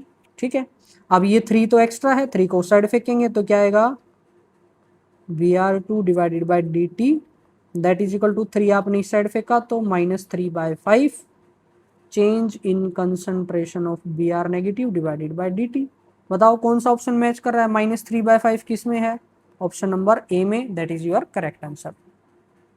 ठीक है, अब चलते हैं नेक्स्ट टॉपिक पे, और ये आपका लास्ट टॉपिक है। टॉपिक क्या है हमारा? Type of rate of reaction. ठीक है, जैसे स्पीड के भी आपने टाइप पढ़े होंगे, दो टाइप की स्पीड थी, एवरेज स्पीड और इंस्टेंटेनियस स्पीड। ऐसे ही आपके रेट ऑफ रिएक्शन के भी दो टाइप है, एवरेज रेट ऑफ रिएक्शन और इंस्टेंटेनियस रेट ऑफ रिएक्शन। बिल्कुल सेम ही कंसेप्ट है, कोई अलग बात नहीं है। तो सबसे पहले स्टार्ट करते हैं with average rate of reaction. Average rate of reaction क्या था?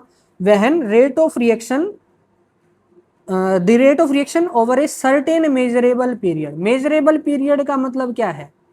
मेजरेबल पीरियड का मतलब ऐसा टाइम का पीरियड, पीरियड की बात करें ना तो टाइम डिफरेंस, टाइम डिफरेंस। ठीक है, जैसे मैंने बोल दिया कि 5 सेकंड के अंदर आपकी, 5 सेकंड के अंतराल में आपकी स्पीड क्या थी, या 10 सेकंड में आपकी 10 सेकंड के अंदर आपका रेट ऑफ रिएक्शन क्या था, तो उसको बोलते हैं एवरेज रेट ऑफ रिएक्शन। ठीक है, यहां पे आपको हमेशा दो टाइम दिए होंगे, T final and T initial. ठीक है, तो जैसे ये मैं ग्राफ ड्रॉ किया हुआ है मैंने, इसमें वाई एक्सिस पे वही लेते हैं हम, वाई एक्सिस पे लेते हैं कंसंट्रेशन और एक्स एक्सिस पे लेते हैं टाइम। ठीक है, तो यहां पर दो तरीके के टाइम दिए होंगे, एक टाइम होगा आपका T1 और एक टाइम होगा T2।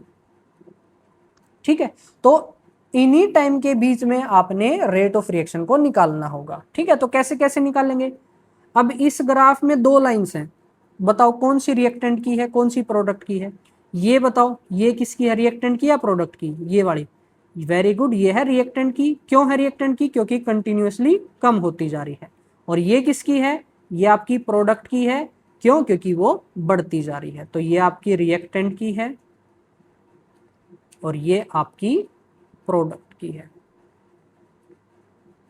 ठीक है, तो एवरेज रेट ऑफ रिएक्शन अगर आपने निकालना है दो टाइम के डिफरेंस में, ठीक, तो वो कैसे निकालोगे? जैसे रिएक्टेंट के लिए निकालना है तो रिएक्टेंट के लिए कैसे निकालेंगे? फॉर्मूला वही रहेगा, चेंज इन कंसंट्रेशन। जैसे ये दे रखा है यहाँ पे, चेंज इन कंसंट्रेशन बाय में चेंज इन टाइम। अब अगर आपका टाइम पीरियड बड़ा है तो वहां पे डेल्टा यूज करते हैं। मैंने बताई थी ना ऊपर भी, डिफरेंस के लिए दो वर्ड यूज किए जाते हैं, एक स्मॉल डी और एक delta. Small D small difference के लिए, ठीक है, और जो डेल्टा है वो कैपिटल डिफरेंस के लिए। तो यहाँ ज्यादा डिफरेंस है इसलिए वर्ड यूज किया जाएगा डेल्टा। ठीक है, लेकिन आगे चैप्टर में आप हमेशा क्या यूज करोगे? डी ही यूज करोगे, लेकिन इस टॉपिक में आप क्या यूज करोगे? डेल्टा। ठीक है, कैसे निकालेंगे? दो टाइम पीरियड हैं, अलग अलग रिएक्टेंट की वैल्यू निकाल लो। टाइम T1 पर रिएक्टेंट की वैल्यू थी R1, टाइम T2 पर रिएक्टेंट की वैल्यू थी R2। ठीक है, तो आपका फॉर्मूला क्या बन जाएगा? नेगेटिव साइन हमेशा रहेगा, अंदर आपने लिखना है R फाइनल मतलब R2 minus R1 divided by T2 minus T1। ठीक है, आप चाहो तो इस नेगेटिव साइन को अंदर मल्टीप्लाई कर दो और सेम फॉर्मूला आप क्या क्या बन जाएगा? R1 minus R2 divided by T2 minus T1। ये आपने वैसे करना नहीं है, आप सिर्फ इसी फॉर्मूले पे फोकस रहो, इस वाले पे नेगेटिव साइन हमेशा लगाना, R final minus R initial कर देना। ठीक है, नेक्स्ट अगर प्रोडक्ट दिया है, प्रोडक्ट में कैसे निकालेंगे? सेम फॉर्मूला तो वही रहेगा, dp बाई dt। प्रोडक्ट की वैल्यू निकालो, टाइम T1 पर प्रोडक्ट की वैल्यू क्या होगी? टाइम T1 पर प्रोडक्ट की वैल्यू होगी P1 और T2 पर प्रोडक्ट की वैल्यू क्या होगी? T2 पर प्रोडक्ट की वैल्यू दैट इज P2। तो फॉर्मूला क्या बन जाएगा? माइनस साइन तो है नहीं, direct P2 minus P1 divided by T2 minus T1। बस इस तरीके से आपने रख के सवाल को सोल्व कर देना है। कंसेप्ट तो क्लियर होगा ना? एवरेज और इंस्टेंटेनियस का मतलब क्या होता है? देखो, मान लिया आपको बोल दिया गया कि आप घर से स्कूल बस में बैठो और स्कूल तक जाओ। ठीक है, अब पूरे रास्ते की आपकी ओवरऑल स्पीड क्या रही? कैसे निकालोगे? टोटल डिस्टेंस बाय में total time, that is your average speed.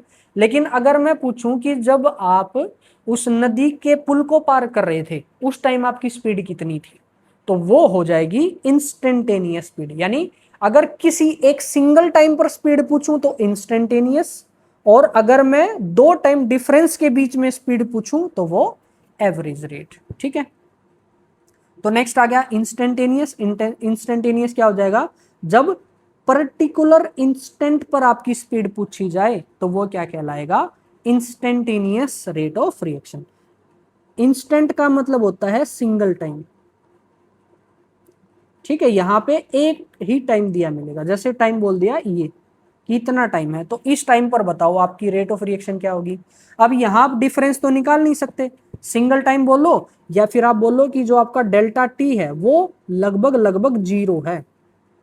ठीक है, मतलब मैंने सवाल पूछा, आपने सवाल को सोचा इतना ही टाइम, इतना टाइम तो बहुत कम होता है ना, तो delta T nearly equal to क्या होता है, 0 होता है। ठीक है, अब जब भी ऐसी बात आती है तो हम यूज करते हैं लिमिट का। बस यही ध्यान रखो, आपने सवाल सोल्व नहीं करना है, एक्सप्रेशन ध्यान रखो कि जब भी इंस्टेंटेनियस आएगा तो आपको लिमिट पुट करनी है, limit delta T tends to 0, formula आपका वही negative delta R by delta T.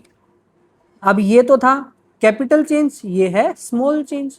अब इसमें एक गलती है एक्सप्रेशन में, वो गलती क्या है, यहाँ पे माइनस साइन नहीं लगा हुआ, तो माइनस साइन आपने लगाना है। ठीक है, माइनस साइन गलती से नहीं लगा, ये माइनस साइन आप लगाओगे। ठीक है ना, चलो इसके बाद प्रोडक्ट की फॉर्म में लिखना है, तो प्रोडक्ट की फॉर्म में क्या आ जाएगा आपका, rate of reaction is equal to dP by dt, simple सी बात।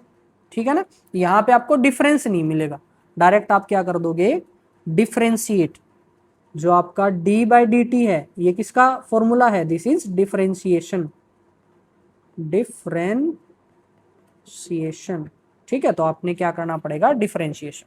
ठीक, अब अगर आपको ग्राफ दिया है किस किस का, कंसंट्रेशन वर्सेस टाइम का, तो उस केस में आप रेट ऑफ रिएक्शन भी कौन सा, इंस्टेंटेनियस, वो कैसे निकालोगे, उसके लिए ये पॉइंट दिया हुआ है। ये पॉइंट बोलता है कि slope of tangent at time T in concentration versus time graph gives the instantaneous rate of reaction. यानी जिस भी टाइम पर आपको रेट ऑफ रिएक्शन निकालना है, मान लिया इस टाइम पर निकालना है, तो उस पॉइंट का आपने क्या करना है, उस पॉइंट पे टेंजेंट ड्रॉ करनी है। तो यहां पे मैंने एक टेंजेंट ड्रॉ करी। ठीक है, इस तरीके से टेंजेंट ड्रॉप करो और इसको थोड़ा सा ठीक बना लेते हैं। ठीक, अरे रे रे, अरे भाई हो जाओ मूव, अच्छा कोई ना, खैर छोड़ो। तो यहाँ पे हमने एक इसको मटे करके दोबारा करते हैं। यहाँ हमने एक टेंजेंट ड्रॉ करी। ठीक है, दिस इज दी टेंजेंट। अब इस टेंजेंट का जो स्लोप है वो निकाल लो, वही आपका क्या कहलाएगा, इंस्टेंटेनियस रेट ऑफ रिएक्शन। ठीक है, तो इस टेंजेंट का जो स्लोप है, slope of tangent that is equal to rate of reaction. ठीक है, ये आप इसे निकालना नहीं आएगा, बस आपको थ्योरेटिकल सवाल आ सकता है कि कैसे निकालेंगे, या एमसीक्यू आ सकता है। ठीक है, डिफरेंशिएशन से भी सवाल आ सकते हैं। कैसे सवाल आएगा डिफरेंशिएशन से, जैसे बोल दिया question, if concentration of product varies as, product की कंसंट्रेशन दे दी 2t² + 2, then find rate of reaction at t is equal to 2 second. जब टाइम 2 सेकेंड था तो उस टाइम पे इंस्टेंटेनियस रेट ऑफ रिएक्शन निकालना है। ठीक है, तो यहां लिख देते हैं इंस्टेंटेनियस रेट ऑफ रिएक्शन। कैसे निकालोगे, हमें पता है रेट ऑफ रिएक्शन क्या होता है, d बाई डी टी या dp बाई डी टी। कर दो, d by D T, P की जगह वैल्यू रखेंगे 2t² + 2, और इसका डिफरेंशिएशन क्या आएगा, पावर आगे तो 2 दूनी 4 t, और 2 का क्या होगा 0, बस t की वैल्यू रखो, 2 गुना में t की वैल्यू कितनी है 2, सॉरी 4 गुना में 2 यानी 8। तो उस टाइम पे रेट ऑफ रिएक्शन क्या होगा, 8। इस तरीके का सवाल वैसे आज तक आया नहीं है, लेकिन चांसेस हैं, कंसेप्ट है तो चांसेस भी हैं, चांसेस हैं तो सवाल आ सकता है, सवाल आएगा तो मैंने आपको बता दिया। मैंने आपको बता दिया तो आपका उसको सोल्व कर दोगे। ठीक है, तो इस लेक्चर में थ्योरी का पार्ट इतना ही था। अब हमारे कुछ न्यूमेरिकल बचे हुए हैं, फटाफट उनको भी करते हैं। जैसे सवाल नंबर 9 था, what is the rate of reaction, what are the types of rate of reaction. HBSC 2023 का आपका ये सवाल है, थ्योरेटिकल सवाल है। आप कर लोगे ना, रेट ऑफ रिएक्शन की डेफिनेशन लिखोगे, फॉर्मूला लिखोगे, यूनिट लिखोगे, उसकी टाइप्स लिखोगे। ठीक है, जितने भी नंबर का सवाल है आप उतने नंबर का लिख दोगे।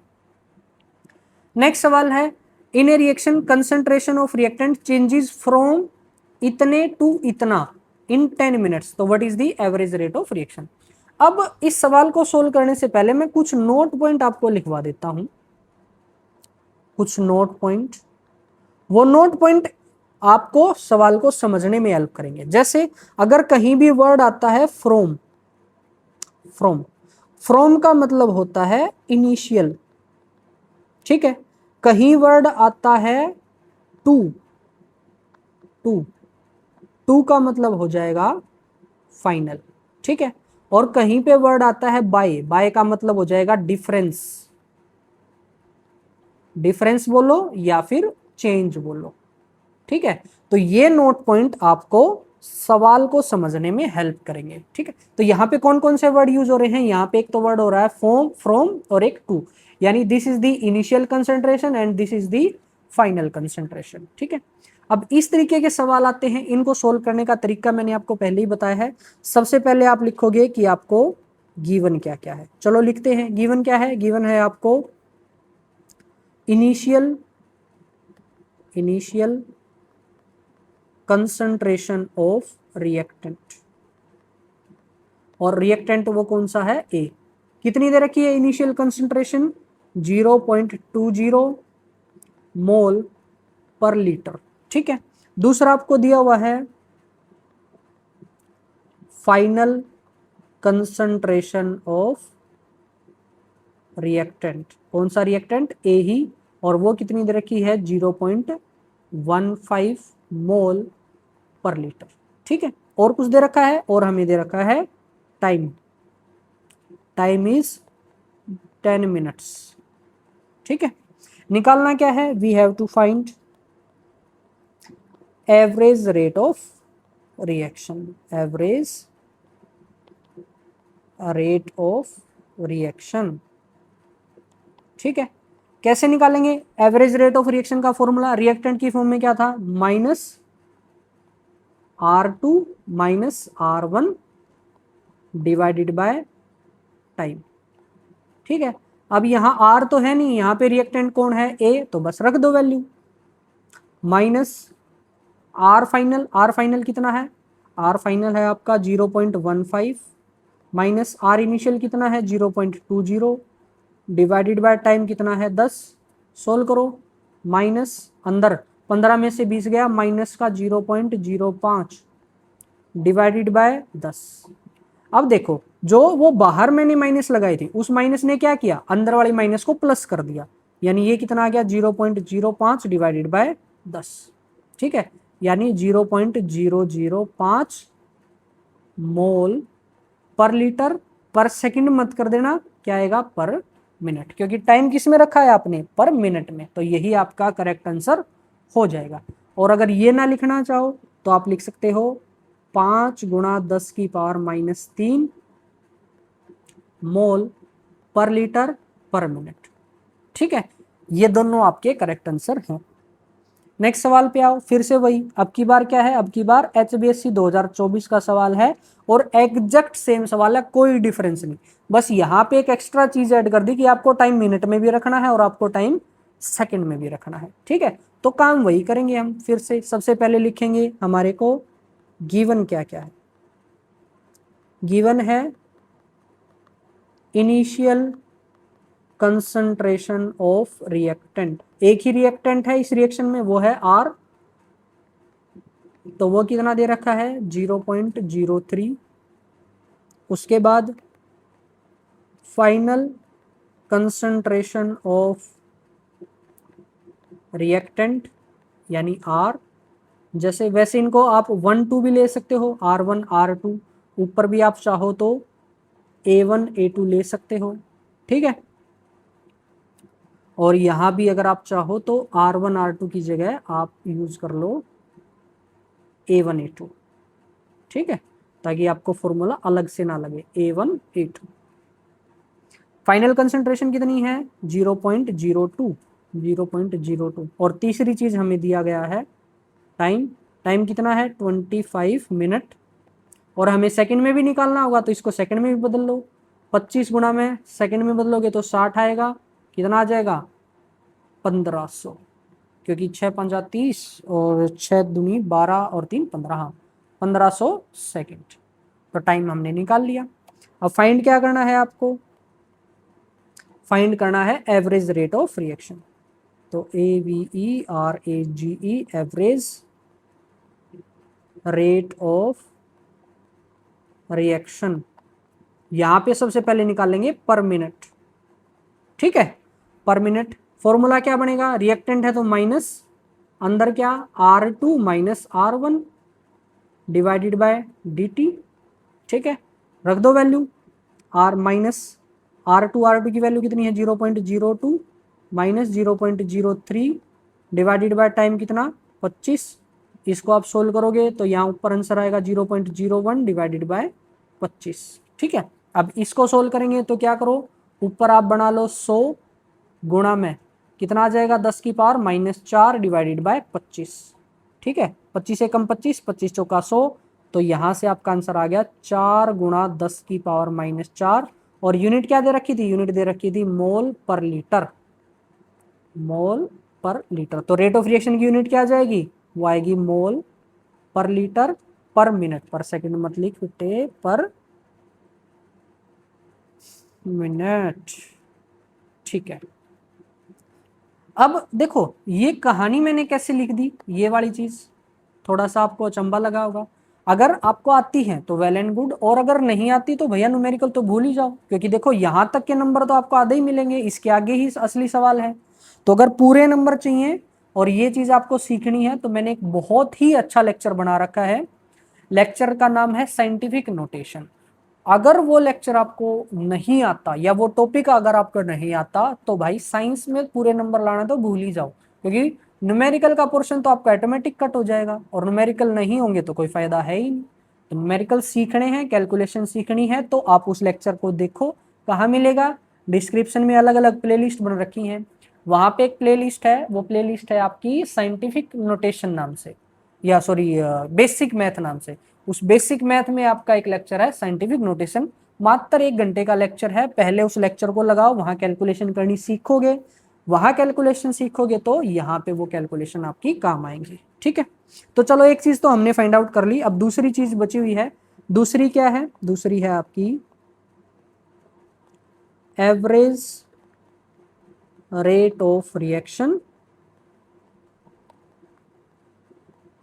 पर सेकेंड। अब की बार पर सेकेंड निकालना है तो डायरेक्ट लिख दो, तो वो क्या हो जाएगा, ये सब यहां से लेकर यहां तक दोबारा करने की जरूरत नहीं है, इसके आगे ही रख दो। इसके आगे क्या आएगा, इसके आगे आएगा 0.01 डिवाइडेड बाय टाइम, किस में रख दो 25 की बजाय क्या रख दो 1500, ठीक है।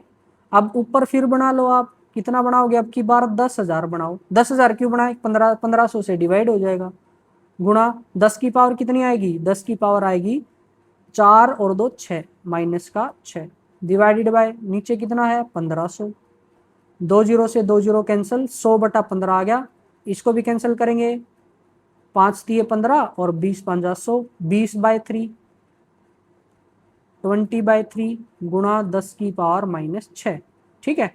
और थोड़ा सोल्व करोगे तो क्या आएगा, 20/3 को आप लिख सकते हो 3 छिके 18, 3 छिके 18, 3 छिके 18, राउंड ऑफ करोगे 6.67 गुणा 10 की पावर -6, और यूनिट क्या आएगी मोल पर लीटर पर सेकंड। अब की बार पर सेकंड आ जाएगी, ठीक है। तो ये आपका HBSC 2024 का सवाल था, सिंपल सा सवाल था, बस मेन जो है वो है आपकी कैलकुलेशन, फॉर्मूला तो कुछ भी नहीं है। नेक्स्ट सवाल देखो, in a reaction concentration decreases from to, time दे दिया, रेट निकालना है, ठीक है। सेम ही सवाल है, बस यहाँ पे ये आपको पहली बात तो खुद करना है, डू योर सेल्फ, ठीक है। बस एक चीज ध्यान रखो, यहाँ पे जो आप रेट का फॉर्मूला लगाओगे वो रेट का formula -1/2 delta R by delta T लगाओगे। इस -2 को मत भूलना। ये इस सवाल में सबसे बड़ी गलती यही होती है कि लोग इस -2 को भूल जाते हैं। अगर इस -2 को भूल जाओगे तो आपका आंसर गलत आएगा, तो -2 को मत भूलना, ठीक है। चलो नेक्स्ट आपका जेई 2021 का सवाल है। क्या क्या दे रखा है? A chemical found at concentration of be increase by, अब की बार वर्ड क्या आ गया? बाई आ गया ना। बाय का मतलब difference, this is the change, तो चेंज आ गया, टाइम आ गया, एवरेज रेट। अरे देखो बस दोनों को आपस में डिवाइड कर देना, आपका आंसर आ जाएगा, ठीक है। फिर भी मैं करता हूं। सबसे पहले तो आपको गिवन क्या है? बाय है तो that is the change, given है आपको चेंज इन कंसंट्रेशन ऑफ, कौन है? बी, तो product, that is equal to change in concentration of B कितना है? 0.2 मोल पर लीटर, ठीक है। दूसरा आपको दे रखा है टाइम, टाइम कितना है? 30 मिनट। टाइम का ध्यान रखो, जो आप आंसर निकाल रहे हो उसमें यूनिट क्या दे रखी है उसके हिसाब से आंसर निकालो। जैसे यहाँ यूनिट देखो, यूनिट क्या दे रखी है? पर आवर है ना, और टाइम दे रखा है सेकंड में, मिनट में, तो इसको आवर में बदल लो। कैसे बदलेंगे? मिनट को आवर में बदलना है तो डिवाइड करना होगा, तो डिवाइडेड बाय 60 आवर, तो कितना आ जाएगा? 60/30 होता है 1/2 आवर, ठीक है। चलो टाइम आ गया, या फिर आप इसी को लिख सकते हो 0.5 आवर। अब क्या निकालना है? Average rate of reaction. We have to find average rate of reaction, ठीक है। फॉर्मूला क्या बनेगा? प्रोडक्ट है तो डायरेक्ट डेल्टा बी बाय में डेल्टा टी, ठीक है, रख दो। Change in concentration of B कितना दे रखा है? 0.2 डिवाइडेड बाय टाइम का डिफरेंस कितना है? 0.5, यानी सिंपली आ गया आपका 2/5। 2/5 को सोल्व करोगे तो 0.4, और यूनिट क्या आएगी? मोल पर लीटर पर आवर। अब सवाल में एक ट्विस्ट दे दिया, जेई का सवाल है, थोड़ा बहुत तो ट्विस्ट होगा कि यहाँ 10 की पावर -1 में रिजल्ट चाहिए, तो यहाँ 10 की पावर -1 प्रोड्यूस करनी पड़ेगी। तो वो कैसे करेंगे? 10 की पावर -1 प्रोड्यूस करेंगे कैसे? ये सारी चीज मैंने उस लेक्चर के अंदर सिखा रखी है, तो भाई उस लेक्चर को जाके देखो एक बार, तब आपके सारे कंसेप्ट बिल्कुल अच्छे से क्लियर हो जाएंगे। तो 4 × 10 की पावर -1 मोल पर लीटर पर आवर, तो आपका आंसर कितना आ जाएगा? 4, ठीक है। चलो जेई का सवाल है, देखो वैसे मैं इसको सिंगल लाइन में भी सोल्व कर सकता था, लेकिन लिखना है ना, क्योंकि मैं आपको बोर्ड की तैयारी करा रहा हूँ, बोर्ड की तैयारी करा रहा हूँ, तो आपको लिखना पड़ेगा, और लिखोगे प्रॉपर एक तरीके से, इस तरीके से। नेक्स्ट सवाल आपका सीबीएसई 2023 का सवाल है। फिर से वही चीज दे रखी है, concentration of NO2 was found to increase by दे दिया, यानी डिफरेंस और टाइम दोनों चीज दे दी, ठीक है। जेई के सवाल में तो आपसे एक ही चीज पूछी थी, लेकिन सीबीएसई का सवाल तो उससे 2 चीज पूछी हैं। इन जेई के तो और आसान सवाल हो गए, ठीक है। करते हैं, चलो सोल्व। सबसे पहले आप वही लिखोगे, आपको गिवन क्या है? गिवन क्या है? कंसंट्रेशन ऑफ NO2, NO2 है प्रोडक्ट, तो गिवन है आपको change in concentration of NO2, जिसको आप मैथ की फॉर्म में कैसे लिखोगे? Change in concentration of NO2। वो कितना दे रखा है? वो आपको दे रखा है 5 × 10 की पावर -3, ठीक है। दूसरा आपको दे रखा है टाइम, टाइम कितना है? 10 सेकंड। चलो 2 चीज दे रखी हैं। अब फाइंड पे आते हैं। फाइंड क्या करना है? सबसे पहले ए पार्ट, ए पार्ट में हमने फाइंड करना है rate of formation of NO2। बताओ भैया फॉर्मूला क्या आएगा rate of formation of NO2 का? किसके बराबर? रेट NO2 का change in concentration of NO2 divided by change in time. रख दो value. Change in concentration of NO2 कितने दे रखा है? 5 × 10 की पावर -3 डिवाइडेड बाय टाइम कितना है? 10, तो आपका आंसर आ जाएगा 5 × 10 की पावर -4 मोल पर लीटर पर सेकंड। ठीक है, बस आ गया आंसर, सिंपल सा। बी पार्ट क्या है? बी पार्ट हमने निकालना है rate of consumption of N2O5। हमने निकालना है rate of consumption. Consumption negative word है, यानी वो रिएक्टेंट की बात कर रहा होगा। Rate of consumption of N2O5। Formula क्या आएगा? रिएक्टेंट है तो negative sign, change in concentration of N2O5 divided by dt। ये हमने निकालना है। ठीक है, अब इसके बारे में तो N2O5 के बारे में तो कोई इंफॉर्मेशन क्वेश्चन में दे ही नहीं रखी, हमारे को किसकी दे रखी है? NO2 की। अब NO2 से N2O5 कैसे निकालेंगे? उसके लिए इन दोनों के बीच में क्या लिखना पड़ेगा? रिलेशन। तो चलो लिखते हैं। रिलेशन किससे लिखते हैं? रेट ऑफ रिएक्शन से। Rate of reaction, rate of reaction का फॉर्मूला बताओ। लेफ्ट में क्या चीज लिखते हैं जो निकालनी है? N2O5 लिखेंगे। N2O5 का कोफिशिएंट कितना है? 2, तो -1/2 change in concentration of N2O5 divided by dt, that is equal to, दे क्या रखा है? NO2। NO2 की फॉर्म में आपका कैसे लिखा जाएगा? 1/4 change in concentration of NO2 divided by dt। अब हमें क्या निकालना है? हमें तो सिर्फ इतना निकालना है, change in concentration of N2O5 divided by dt, that is equal to, 2 को आप उस साइड लेके गए तो 2/4, और 2/4 फाइनली क्या बन जाएगा आपका? 1/2 change in concentration of NO2 by में dt। ठीक है, बस रख दो वैल्यू 1/2 इंटू, इसकी वैल्यू तो अभी भी निकाली, जस्ट ऊपर देखो ये रही 5 गुणा 10 की पावर -4, तो रख दो 5 गुणा 10 की पावर -4। तो आपका आंसर कितना आ गया? 5/2। 5/2 का मतलब होता है 2.5, अरे रे 2.5 गुणा 10 की पावर -4, और यूनिट क्या आएगी? मोल पर लीटर पर सेकेंड। ठीक है, तो बस ये सवाल आपका हो गया CBSE 2023 का। और ऐसे ऐसे सवाल 3 नंबर में आते हैं, कितने आसान से सवाल है। नेक्स्ट सवाल सेम रिएक्शन पे है, जेई मेंस का रिपीटेड सवाल है, 2024 में भी और 2019 में भी पूछा गया। ठीक है, क्या क्या दे रखा है? रिएक्शन दे दी, इनिशियल कंसंट्रेशन दे दी, फाइनल दे दी, टाइम दे दिया, rate of formation of NO2 पूछ लिया। वैसे तो आपको खुद करना चाहिए ये सवाल, लेकिन चलो फिर भी मैं करवा देता हूं।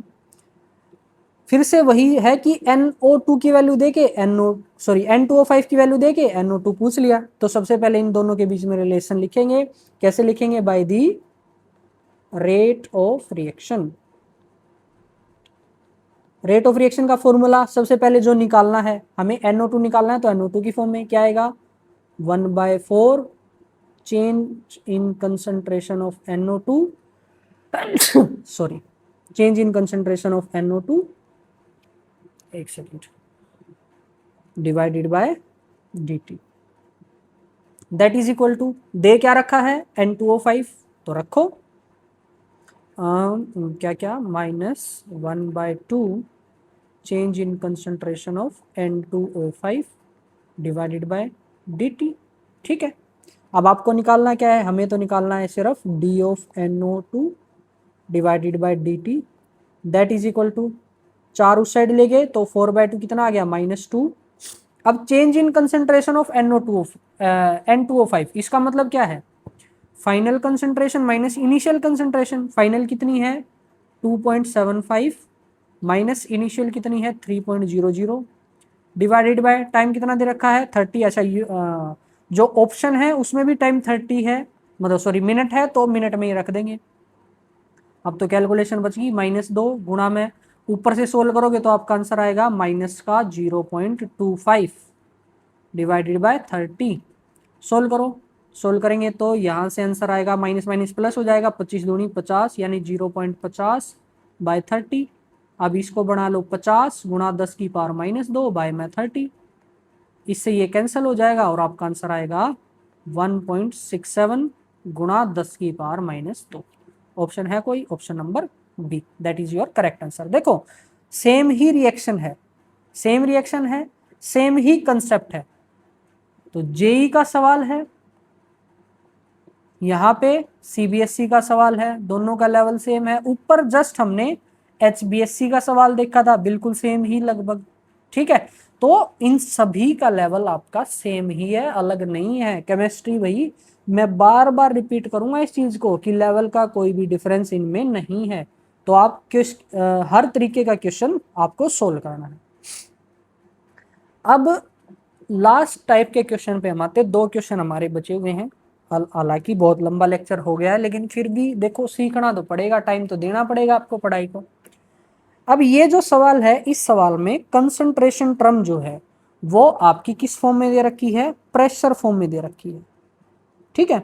अब प्रेशर के केस में कहानी क्या होती है, वहां गड़बड़ क्या होती है, वो समझते हैं पहले। देखो, जब भी हम रेट ऑफ रिएक्शन निकालेंगे, रेट ऑफ रिएक्शन निकालने के लिए हमें क्या चाहिएगी? कंसंट्रेशन चाहिएगी। और कंसंट्रेशन भी किसकी? किसी भी पर्टिकुलर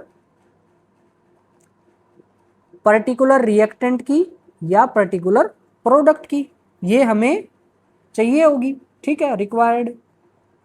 लेकिन इन केस ऑफ गैसेस के केस में आपको दिया होगा प्रेशर, और प्रेशर भी कौन सा?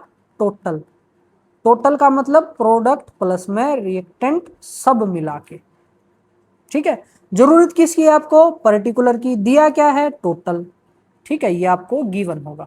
तो यहां गड़बड़ होगी ना, डायरेक्ट आप फॉर्मूले में वैल्यू नहीं रख सकते।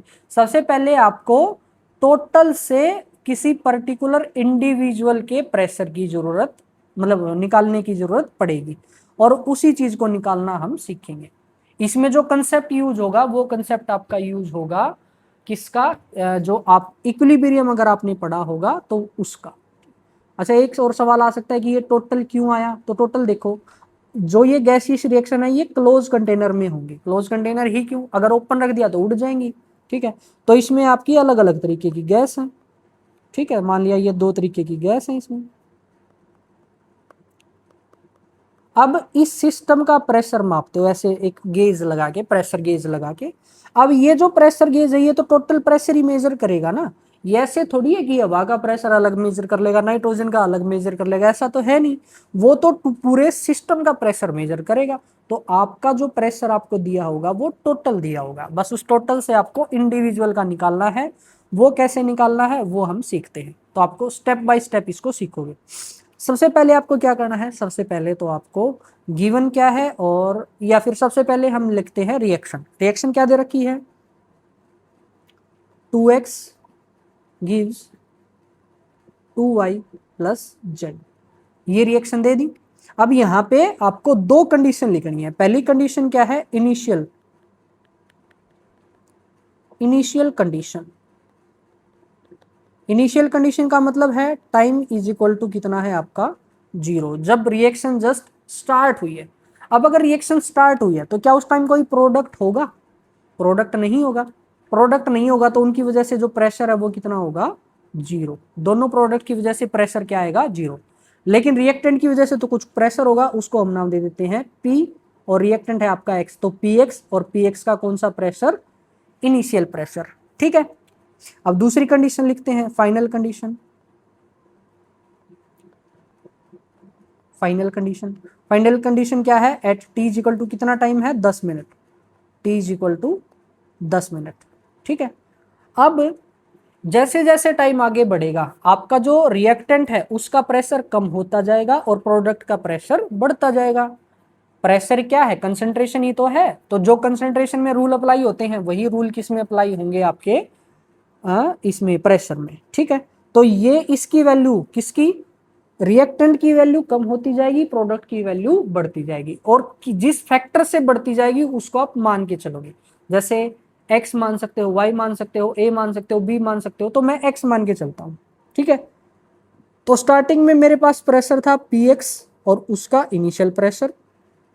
अब इसमें से कम हो गया, कम मतलब माइनस हो गया कितना? 2x time. ये x स्मॉल x अलग है, कैपिटल X अलग है। स्मॉल x क्या है? ये है फैक्टर, किस फैक्टर से वो कम हो रहा है। और ये 2 क्यों आया? ये 2 आया बिकॉज ऑफ दिस कोफिशिएंट। ये 2 आया इस कोफिशिएंट की वजह से। यही कोफिशिएंट बताएगा कि कितना गुना कम हुआ। ऐसे y का बना होगा, कितना बना होगा, 2x।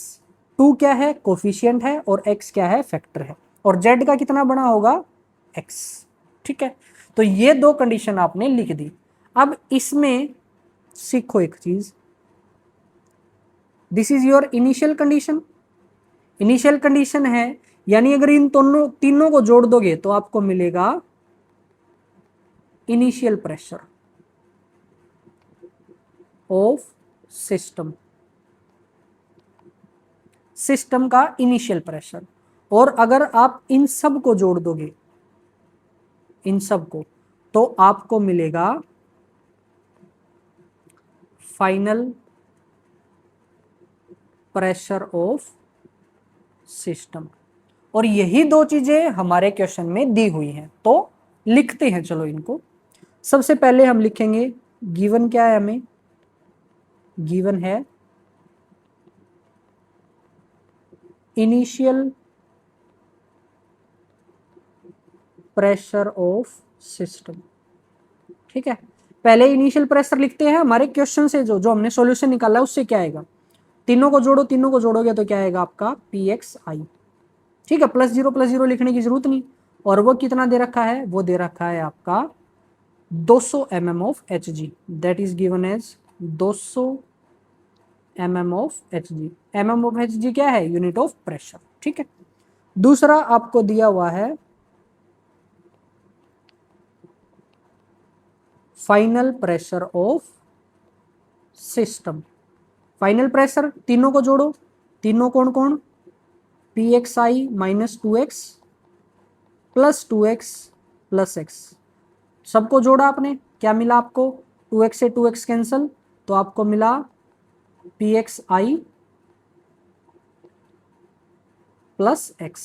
ठीक है, और इसकी वैल्यू किसकी, pxi प्लस x, इसकी वैल्यू कितनी दे रखी है क्वेश्चन में, देखो आप, इसकी वैल्यू दे रखी है 250 mm ऑफ Hg। ठीक है, तो लिखते हैं that is equal to 250 mm of Hg। अब देखो pxi की वैल्यू कितनी है, pxi की वैल्यू यहां से निकालो, कितनी है 200, वैल्यू रखो, तो ये किसके बराबर 200 plus x that is equal to 250। तो क्या यहां से मैं x की वैल्यू निकाल सकता हूँ, x कितना आ जाएगा 250 माइनस 200 यानी 50 mm ऑफ Hg। आपने x निकाल लिया, x की क्यों जरूरत थी वो समझो। देखो जब भी मैं निकाल लूंगा रेट, क्या निकालना है आपको, rate of disappearance of x, तो मेरे को x का इनिशियल प्रेशर जो कि ये है और x का फाइनल प्रेशर जो कि ये है, इसकी जरूरत पड़ेगी। अब जब आप इसको कैलकुलेट करोगे तो यहाँ x आ रहा है ना, तो x की वैल्यू आपको निकालनी थी, उसी के लिए ये सारा सिस्टम हमने किया है। ठीक है, एक बार ध्यान से देखो इसको। ठीक, अब डायरेक्ट लिखते हैं जो भी हमारे सवाल में पूछा गया है। हमसे पूछा गया कि rate of disappearance of x, x का डिसअपीयरेंस का रेट क्या होगा, तो वो किसके बराबर होगा, negative sign change in pressure, change in pressure of x divided by dt। ठीक है, इसको थोड़ा सा ओपन करोगे तो ये क्या आ जाएगा, p of x final minus p of x initial. ठीक है, डिवाइडेड बाय टाइम। अब आपको x का इनिशियल प्रेशर चाहिए और x का फाइनल प्रेशर चाहिए, तो लिखो क्या आएगा, इनिशियल प्रेशर ऑफ x, वो किसके बराबर है, वो आपने ऊपर निकाला था 200 mm ऑफ Hg आया था। और अगर आप फाइनल प्रेशर निकालते हो, फाइनल प्रेशर ऑफ x, तो वो कितना, फाइनल प्रेशर किसके बराबर है, देखो फाइनल प्रेशर इसके बराबर है, क्योंकि यही है ना फाइनल कंडीशन, तो फाइनल कंडीशन में इसके बराबर कितना, pxi माइनस 2x, तो लिख दो क्या आएगा आपका,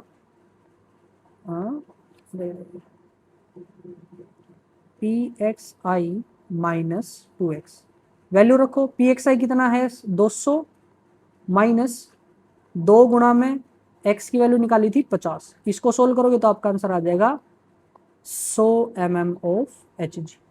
ठीक है, तो आपको इनिशियल प्रेशर मिल गया, फाइनल प्रेशर मिल गया, टाइम आपको दे रखा है, तो आप निकाल दो। क्या निकालोगे आप? Rate of disappearance of x। दोबारा से लिख देते हैं, रेट ऑफ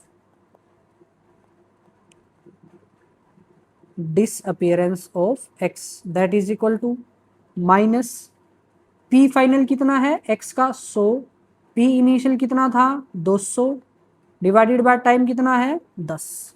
ठीक है, तो माइनस यहाँ पे कितना आ जाएगा -100/10। ओवरऑल आपका आंसर आ जाएगा 100/10 यानी 10। ठीक है, और यूनिट क्या होगी? प्रेशर की यूनिट mm ऑफ Hg और टाइम की यूनिट पर, टाइम क्या दे रखा है? मिनट, तो पर मिनट। ठीक है, ये आपका आंसर हो जाएगा ऑप्शन नंबर बी। ठीक है, तो इस तरीके से आपने इस टाइप के सवाल को सोल्व करना है। ठीक है ना। एक और सवाल प्रैक्टिस के लिए करते हैं और फिर आप ये कंसेप्ट अच्छे से सीख जाओगे। एक और चीज, इस टॉपिक से इस तरीके के सवाल पेपर में नहीं आएंगे। किस्मत खराब हुई तो आ भी सकते हैं, लेकिन आज तक तो आया नहीं। ना किसी बुक में आपको ऐसे सवाल मिलेंगे कि कहीं और भी आपको इस तरीके के सवाल या उनका सॉल्यूशन नहीं मिलेगा। क्यों नहीं मिलेगा? क्योंकि ये सवाल मेरे द्वारा बनाए गए हैं। मैंने ऐसा क्यों किया? ताकि मैं आपको ये जो सवाल है ये अगले टॉपिक में आएंगे। इससे आगे जो हम टॉपिक करेंगे फर्स्ट ऑर्डर रिएक्शन, वो क्या होता है वो भी आगे देखेंगे। तब वहां पे इस तरीके के सवाल आएंगे, वहां आपको ये सवाल मुश्किल लगेंगे। अब वहां मुश्किल ना लगे उसके लिए मैं क्या कर सकता हूं? मैं इस टाइप के सवाल की प्रैक्टिस आपकी पहले ही करा सकता हूं, और वो पहले मैंने अब करवा दी। ठीक है, अब चलो नेक्स्ट सवाल देखते हैं। इसको भी आप ऐसे ही सोल्व करोगे, मैं थोड़ा जल्दी जल्दी करता हूं। लास्ट सवाल है आपका, आपको दिया हुआ है A2 से B प्लस 1/2C। ठीक है, तो सबसे पहले आप इनिशियल कंडीशन लिखोगे, यानी at t is equal to 0। इसका प्रेशर कितना था? P ऑफ A2 इनिशियल, इसका कितना था 0, इसका कितना था 0। अब at t is equal to कितना टाइम दे दिया? 5 मिनट। तो इसका प्रेशर कितना हो गया? PA2 इनिशियल माइनस कोफिशिएंट कितना है 1, तो -1x। इसका कितना आ जाएगा? +x। ठीक है, प्लस लिखने की वैसे जरूरत है नहीं, तो सिंपली x, और इसका कितना आ जाएगा 1/2x। ठीक है, अब आपको क्वेश्चन में गिवन क्या है? आपको क्वेश्चन में गिवन है initial pressure, initial pressure of system that is equal to, initial pressure अगर आप यहां से निकालोगे तो कितना आएगा? PA2 इनिशियल, +0 लिखने की जरूरत नहीं, और उसकी वैल्यू कितनी दे रखी है क्वेश्चन में? क्वेश्चन में उसकी वैल्यू दे रखी है 100 mm ऑफ Hg। ठीक है, या फिर mm ही दे रखी है तो सिंपली mm रख दो, कोई दिक्कत नहीं। अब दूसरा आपको दे रखा है फाइनल प्रेशर ऑफ सिस्टम। आपको क्वेश्चन में जो दिया रहेगा वो हमेशा फाइनल ही दिया होगा। ठीक है, वो किसके बराबर होगा? वो बराबर होगा PA2 initial -x plus x plus 1/2x। इससे ये कैंसल, आपका रिजल्ट कितना आएगा? PA2 की वैल्यू रख दो डायरेक्ट, PA2 की, या फिर चलो एक बार और लिख लेते हैं, PA2 initial plus 1/2x that is equal to कितना दे रखा है? 120। ऊपर देखो आप 120। ठीक है, सोल्व करो। PA2 कितना? 100 plus 1/2x that is equal to 120। ठीक है, यहाँ से 1/2x इज इक्वल टू 20, और सोल्व करोगे तो x इज इक्वल टू 40। ठीक है, x की वैल्यू निकाल ली। अब हमें फाइंड क्या करना है? हमें फाइंड करना है rate of disappearance of A2। तो वो किसके बराबर होगा? सबसे पहले वो चलो लिख ही लेते हैं, rate of disappearance of A2। Formula क्या बनेगा इसका? Negative sign change in pressure of A2 divided by change in time. ठीक है, अब इसके लिए आपको इनिशियल प्रेशर ऑफ A2 चाहिए और फाइनल प्रेशर ऑफ A2 चाहिए, तो लिखो इनिशियल प्रेशर ऑफ A2 वो किसके बराबर है? PA2 initial that is equal to 100। दूसरा आपको चाहिए final pressure of A2 that is equal to PA2 initial minus x, यहाँ से लिया मैंने, यहाँ से कहाँ से मैंने लिया, यहाँ से PA2 इनिशियल माइनस x, ठीक है। तो PA2 initial minus x value रखो 100 minus 40 that is equal to 60, ठीक है। चलो अब निकालो, हमें क्या निकालना है, हमें निकालना है rate of disappearance of A2। वो किसके बराबर आ जाएगा, माइनस साइन ऐसा PA2 final minus PA2 initial divided by dt। लिख दो, माइनस PA2 फाइनल कितना आया 60 माइनस PA2 इनिशियल कितना था 100 डिवाइडेड बाय टाइम कितना, टाइम कितना दे रखा है क्वेश्चन में 5 मिनट, तो डिवाइडेड बाय 5, ठीक है। तो यहाँ से सोल्व करोगे 40 आएगा, यहाँ से 5 आएगा, यानी आपका आंसर आ गया 8। तो option number B, option number B that is your correct answer, ठीक है। इस लेक्चर में फिलहाल इतना ही, काफ़ी लंबा लेक्चर हो गया, खैर कोई नहीं। देखो आई थिंक आपको लेक्चर पसंद आया होगा, कोई भी अगर पार्ट आपको पसंद ना आया हो तो कमेंट आप कर सकते हो। आपको लेक्चर कैसा लगा ये भी आप कमेंट में बता सकते हो, या कोई भी चीज़ ऐसी है जो हमें इम्प्रूव करनी चाहिए, आप राइटिंग के बारे में बोल सकते हो, आप क्वालिटी के बारे में बोल सकते हो, साउंड के बारे में बोल सकते हो, तो वो आप फ्री हो कमेंट में लिखने के लिए। कमेंट में लिखो, वीडियो को लाइक करो, शेयर करो अपने दोस्तों के साथ ताकि वो भी इस अच्छे लेक्चर का फ़ायदा उठा सके, और साथ ही चैनल को सब्सक्राइब करो ताकि जब भी लेक्चर आए आप कभी भी मिस ना कर पाओ। अभी के लिए मेरी साइड से इतना ही। हाँ, एक चीज़ और, लेक्चर के टेलीग्राम पे इस लेक्चर से रिलेटेड एक वर्कशीट मैंने अपलोड की है। आप टेलीग्राम पे जाओ, टेलीग्राम चैनल को ज्वाइन करो और उस वर्कशीट के क्वेश्चन इस टॉपिक से रिलेटेड जो भी हैं उनको सोल्व करो, और उसका जो भी सॉल्यूशन है उसको आप मैच करना। मैं सॉल्यूशन की एक वीडियो अपलोड करूंगा जब ये चैप्टर कंप्लीट हो जाएगा। हालांकि मैंने उसमें आंसर ऑलरेडी दिए हुए हैं, आप उन आंसर से मैच करो। फिर भी कोई डाउट आता है तो आप पर्सनली भी मेरे को मैसेज कर सकते हो, ठीक है। और बाकी सब तो ठीक ही है सब। मिलते हैं नेक्स्ट लेक्चर में, तब तक के लिए मेरी तरफ से राम राम। करो लाइक इस वीडियो ने और चैनल ने करो सब्सक्राइब। कैसा लगा लेक्चर थामने, करो कमेंट बताओ कैसी रही है इसकी वाइब। लगे लुगे वीडियो ने शेयर भी कर दियो और बढ़ा दियो चैनल की हाइप।